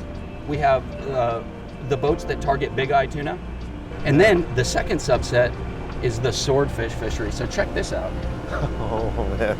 So this morning, 4 boats came in. They started at about midnight. They show up, they get the carts ready, and then they start melting ice. There's like 40,000 pounds of ice on a typical longline boat. Oh wow. You want like twice as much ice as you have fish. And so the guys, they start melting the ice, and then as the fish, as you can pull them out, they're doing what you see them doing right now. There's a lot of noise in the seafood business. On menus or in advertisements, it's like fresh, not frozen, farmed, not wild farmed. There's all this sustainable, yellow, red, green, red rated, avoid, choose this. But for us, it's kind of simple. When you buy Hawaii seafood, when you buy American seafood in general, because of that regulatory framework that I'm telling you about, you can be confident that you're eating a sustainably caught and good product. Okay. The fleets, all of these boats that we're talking about, we're part of, one of the most highly monitored and comprehensively managed fisheries in the world. To be sustainable, we gotta know how many boats there are, what they're catching, what they're discarding, where they're fishing, how much. We have to know everything. And so having observers on these vessels, following strict regulatory and enforced measures, having the Coast Guard, satellite tracking 24 hours a day, all of this stuff, it allows us to be confident saying, we know what we're doing out here. We know everything about it. And and you don't have to take our word for it. You don't have to trust that the captain's telling the truth, because third-party federal observers are on the vessels. Electronic monitoring on vessels that don't have those. So we have a really good idea of what's going on, and then we're managed by the United States federal government through NOAA, National Marine Fisheries Service, but also we fish under strict quota management systems that are structured internationally. So big eye tuna, yellowfin, not overfished, not overfishing in our fleet. The other thing is that yes, we're Hawaii's largest food producing system. Yes, the majority of U.S. landed big eye tuna comes from these boats, but really we represent like 2% of the fishing effort in the Pacific. So we're the little guys. We're kind of the underdogs in that sense. And so we're really proud of what we do, how we operate, and the reason for that is because we have a really good idea of what's going on out at sea. Okay, Eric, so when we walk in, I want you to stay really close to me. There's going to be a lot of fish moving around on carts. We'll put we'll mask up because it's a food production facility, and stay close to me, and I can't wait for you to see this one. We got it, let's go. Let's go.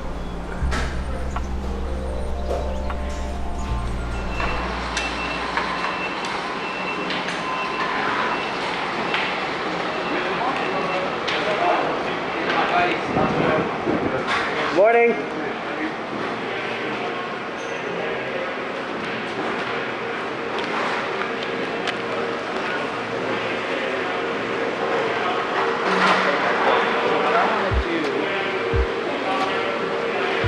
So Eric, welcome inside. This is crazy, yeah. So the fish arrives at the auction early before the buyers even show up, and then the United Fishing Agency guys lay out. So there's 4 boats. They lay out every fish one by one on these pallets, and every boat is arranged. So it starts with the big eye tuna, and it's arranged by size. So the big ones first, and then as it gets down to the small big eye tuna, then it goes to the yellowfin, and then after the yellowfin, you have the associated pelagic species. Remember those other fish that are being caught, and so each fish is weighed, and a barcode tag is applied. So this is really cool, and it goes back to that traceability and tracking system. So on here you see the vessel name, Lady Karen, and that's the boat we were talking in front of. And so this is the weight. This is a 58 pound. This is the species. This is a yellowfin ahi. And then the barcode and tracking number, it allows us to put it back to the vessel. And then remember that data that we have from the monitoring tells us where the vessel is fishing. So every one of these fish, and then the people that end up taking this fish away likewise have their tracking system that tracks that fish back to the barcode. I was not aware of all of the tracking that goes along with this too.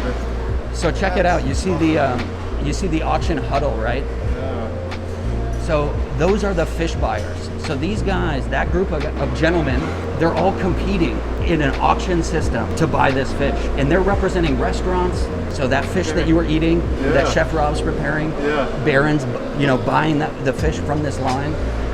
Dean right there is a legendary fish buyer. He's likewise representing a fish wholesaler. You also have some like fish market owners. So some guys down here. So everyone's and you see guys on their cell phone. They're talking to buyers. You know, this is unlike the slow night of longline fishing, this is where it really crescendos. Yeah. So what are these guys looking for in terms of fish? Yeah. Let's walk down there and I'll show you a little bit about grading quality. Yeah, we love that. So that auctioneer is going one by one and he's selling the fish and everyone's competing on it. So the auctioneer has to quickly assess the value of the fish and he starts high. He chooses an amount that's a little bit higher and then he's going down and he says that number, let's say it's $10. Then he's going down by 10-cent increments and the buyers have to quickly ascertain the quality, the value of it, and how much they're willing to pay. And they're all competing with one another.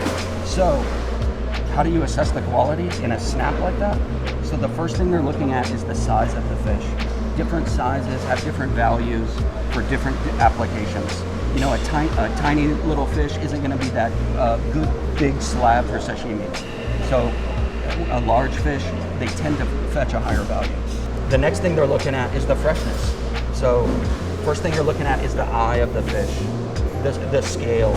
Buyers are looking for that blue ring around the eye. That's a good sign. It means the fish is fresh. Same with this metallic kind of shiny black scales. Yeah. And then we got these core samples.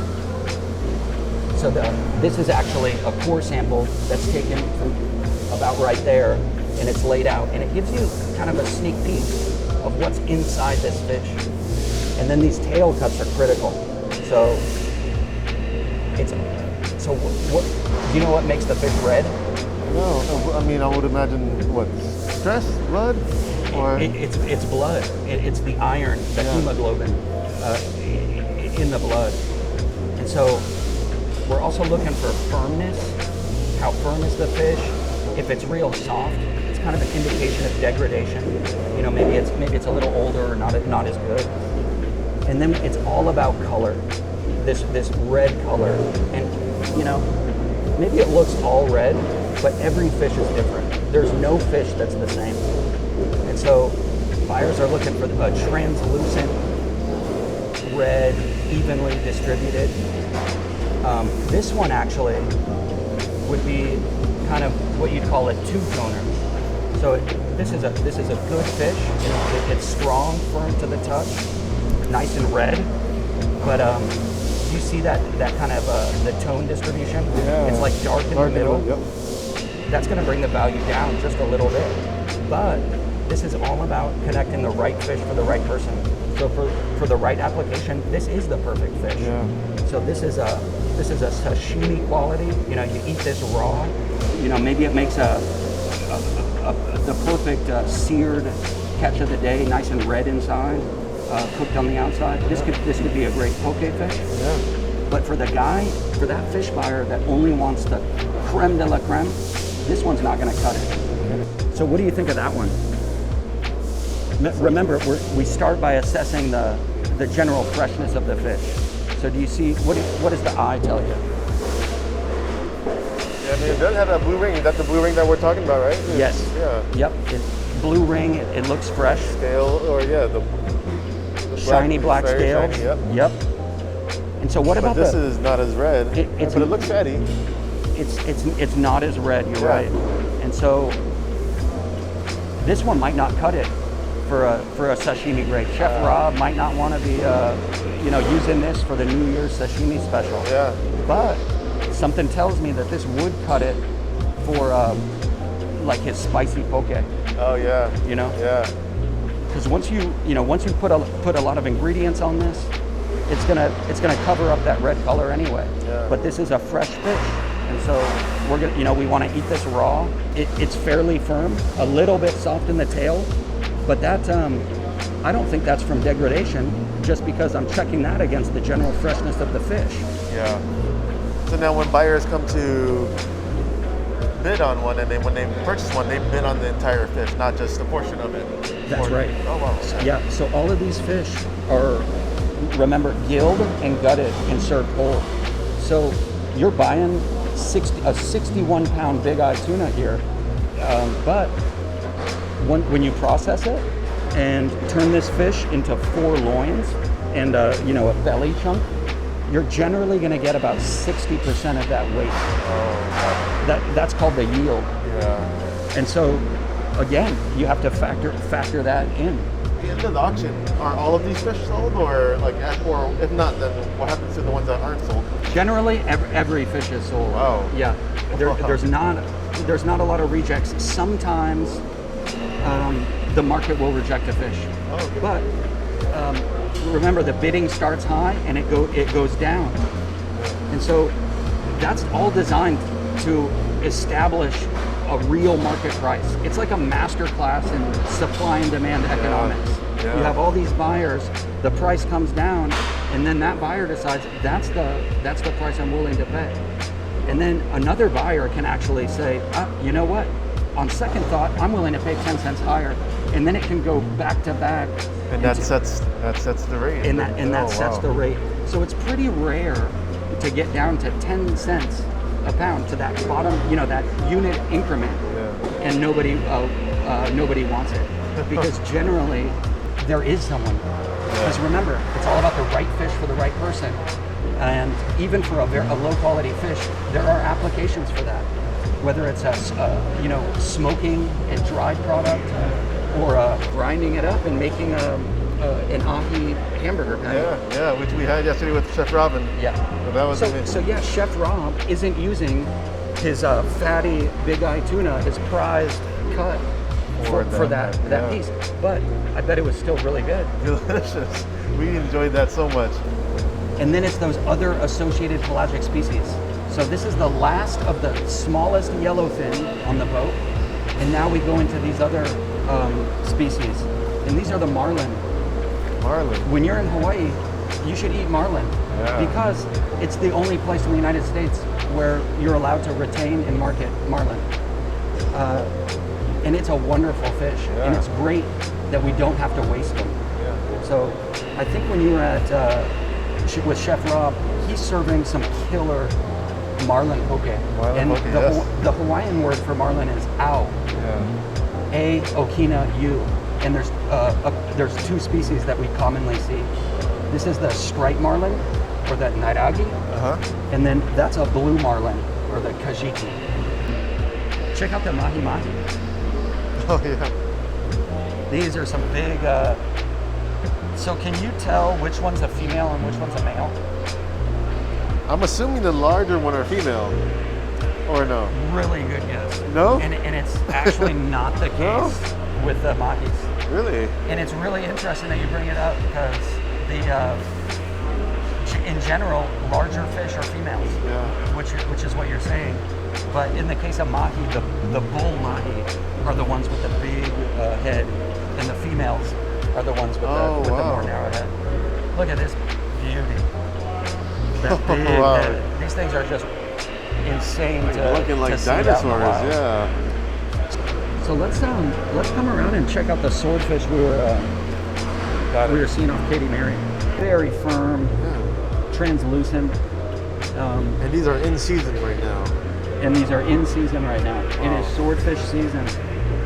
The biggest market for swordfish is the U.S. East Coast. East Coast, really? And so actually we're working to try and get more people, kind of like the manchong. Remember I said, not a lot of people understood it. Same thing with swordfish here. It's already a premium fish other parts of the world. The Mediterranean, Japan, the East Coast. But here in Hawaii, we don't really mess with it, but we should. Yeah, beautiful fish.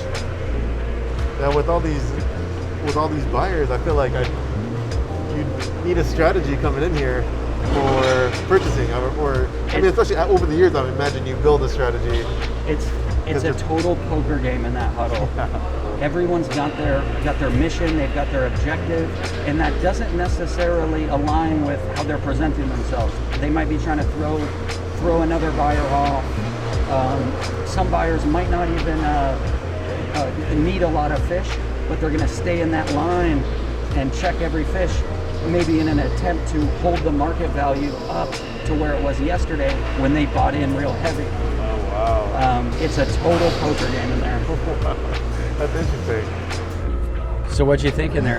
This was an amazing. It gives me so much insight, I think, to, again, like I mentioned earlier, like how everything is. I mean, the food at your plate, you don't really understand or think about the process of everything that goes in from the buying process to get to the stores and the restaurant.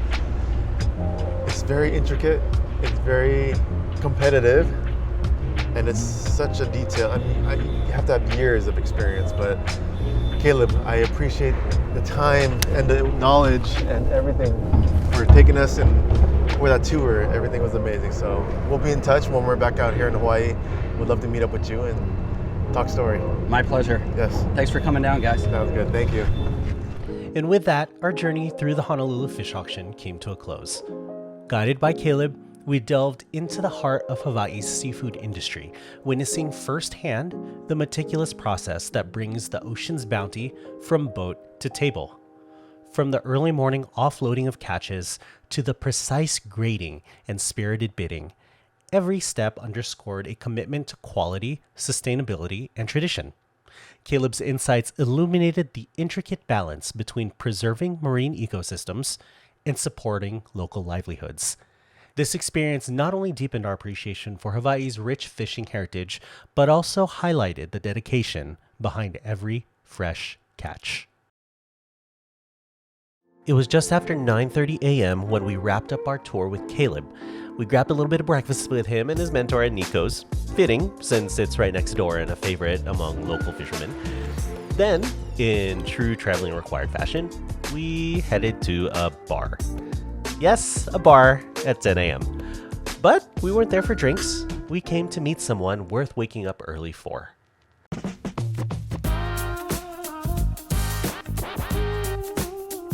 Dave Newman is the founder and owner of Pint Jigger, a name that's become legendary in Honolulu's cocktail scene.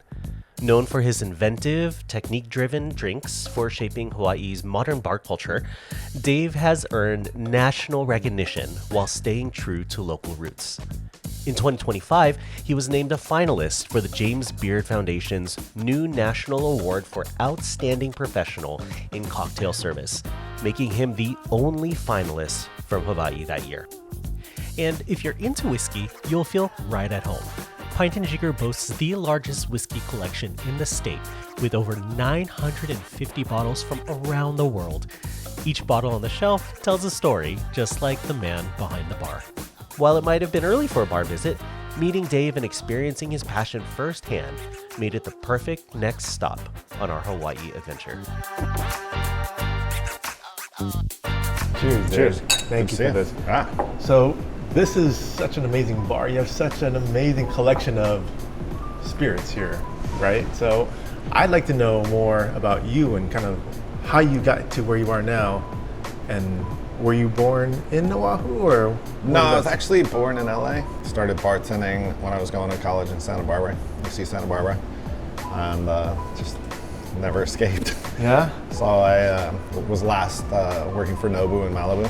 Nice. And they said they were going to open a new location, both in San Diego and Hawaii.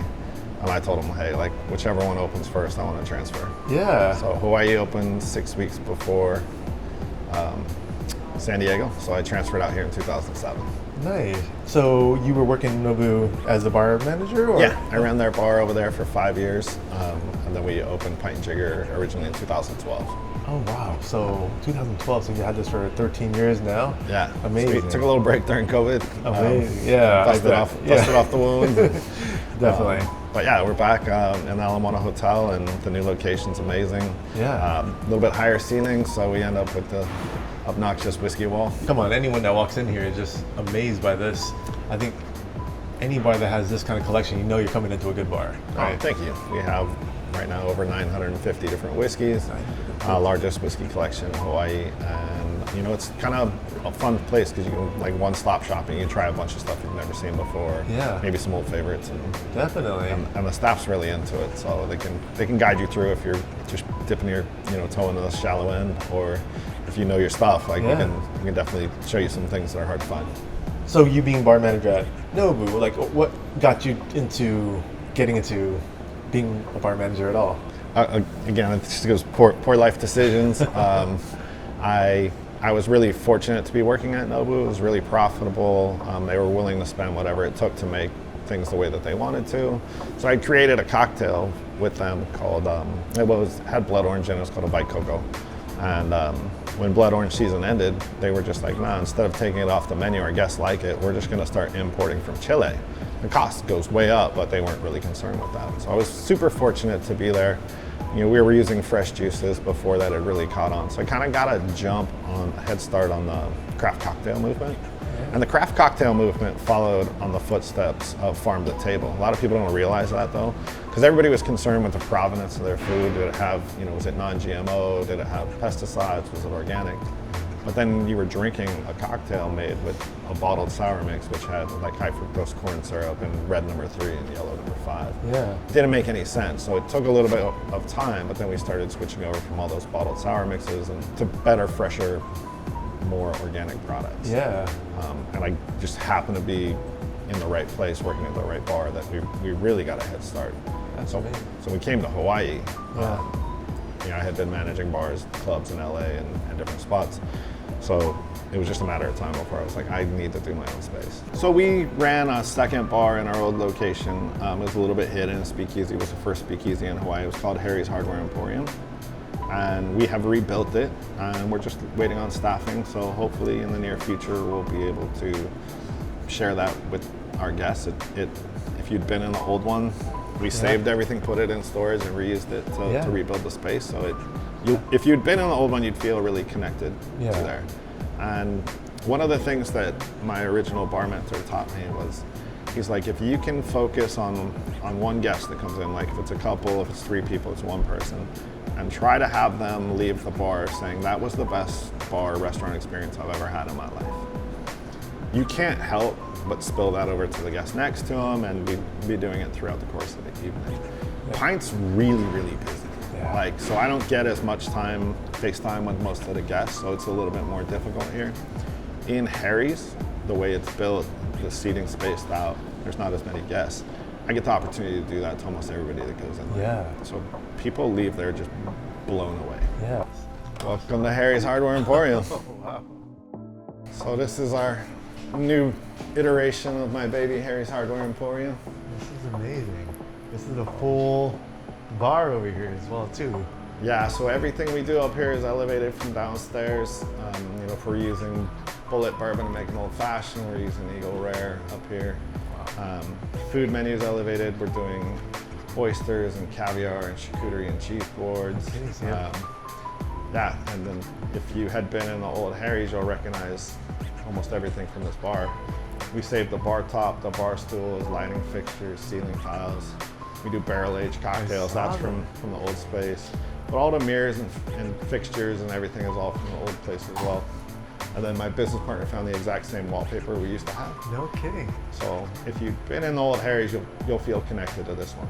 Yeah. It's a little bit smaller, the space is this is good seating. So nobody believes this, but my favorite thing to drink, if I only had one thing to drink for the rest of my life, it'd be champagne. Champagne? Every time you open a bottle, it's a celebration. Interesting, yeah. It pairs with every single food. Like if you're ever in doubt of what to bring to a party or what to pair, you bring champagne. It works with everything. There's the communal thing. I think a lot of people forget that. Like if we all go out for cocktails, you might have a smoked Manhattan, I might drink a Cosmopolitan, our friend might have an espresso martini. But if we open a bottle of champagne or wine, you have this shared experience because everybody is participating in the same thing. Yeah. I adore cocktails, I love making them, but I also can't wake up at 7 in the morning and drink a peated scotch.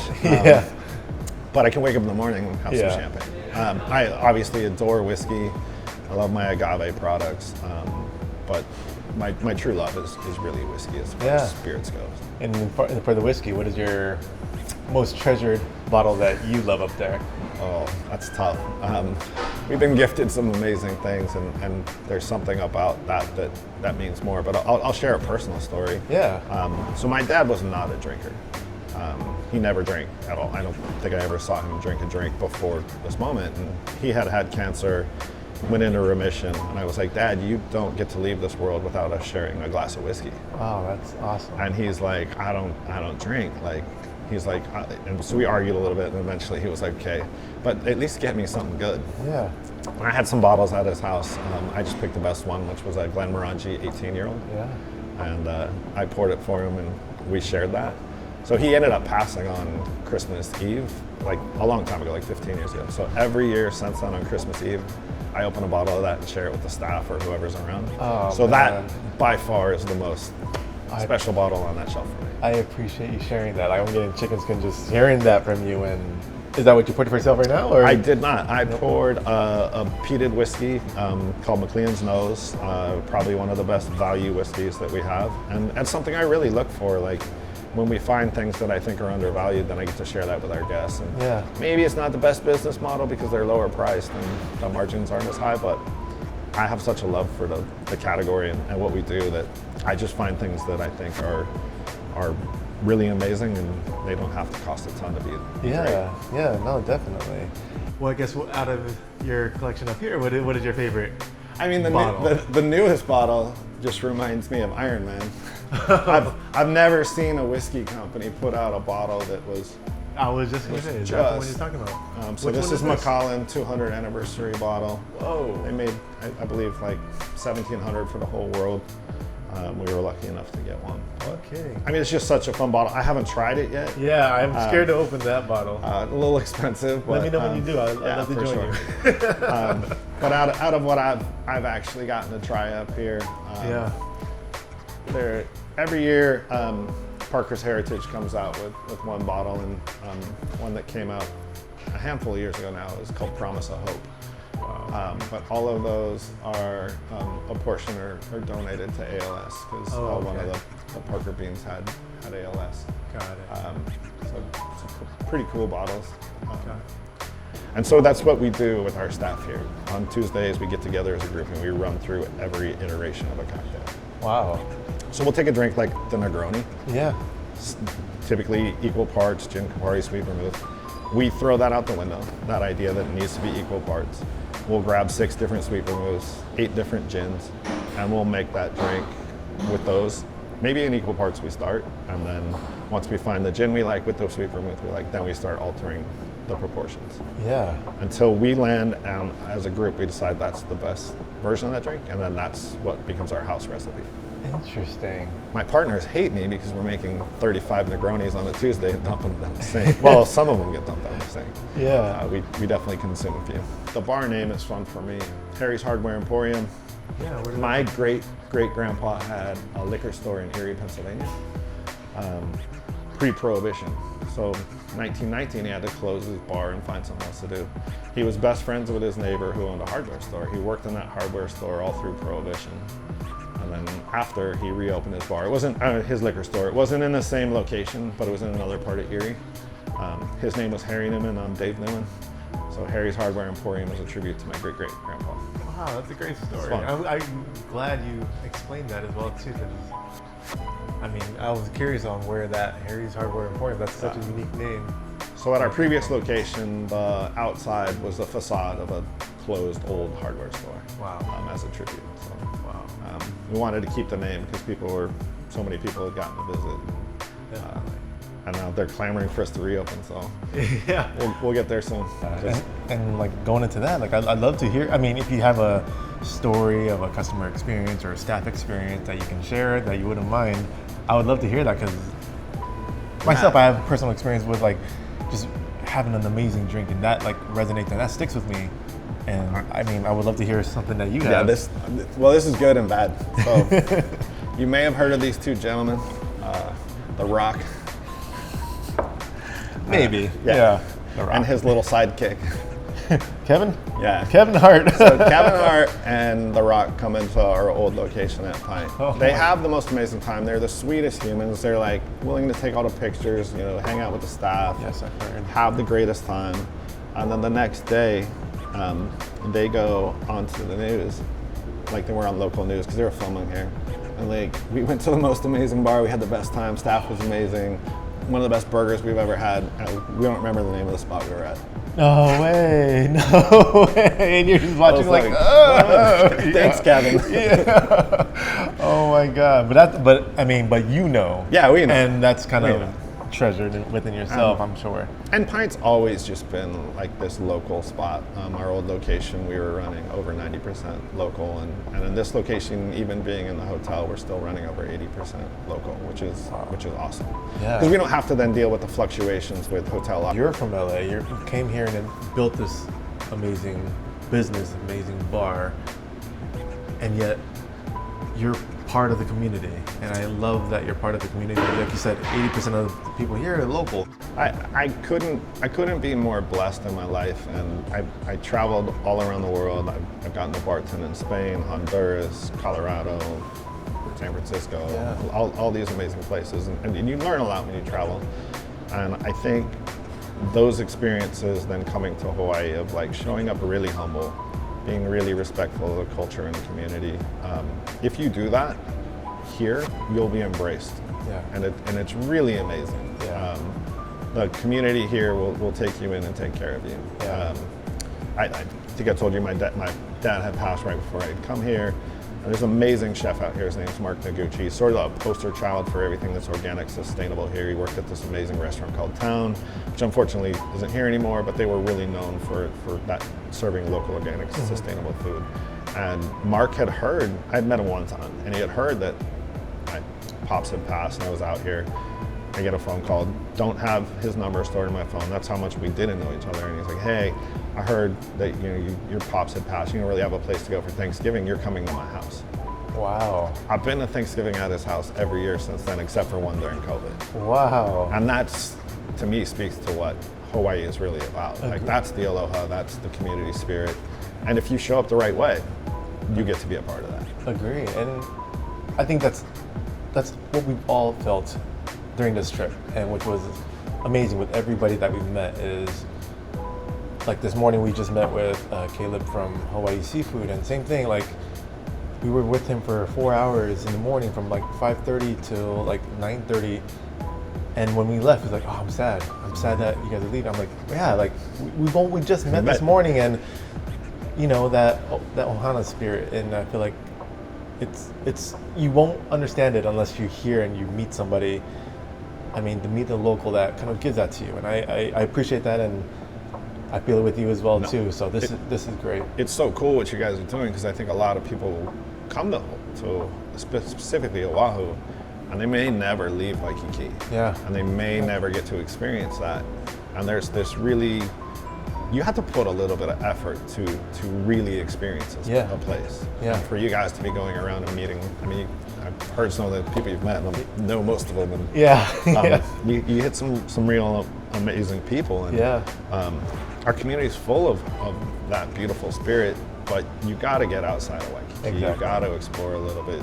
So I'm very blessed, and you know, Pint's been around for a good amount of time now. A lot of places come and go, and we're still on the scene, and people are still, old regulars are still here, and one of my bartenders I hired before we opened Pint still works for me. You know, 13 years later, it's pretty incredible. So it's amazing. I mean, that's a testament to how you run a space too, and how you run a business. So they want to be here. Thank you. So that's amazing. And this drink, by the way, the Mesquite Smoked Manhattan, this is delicious. Thank this is you. my kind of drink for sure. Awesome. So I appreciate that. I appreciate that. Cheers. Yeah. Cheers.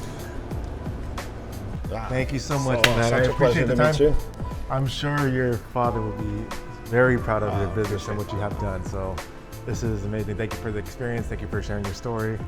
And I look forward to seeing you again next Best time. of luck and Thank you safe so much. travels.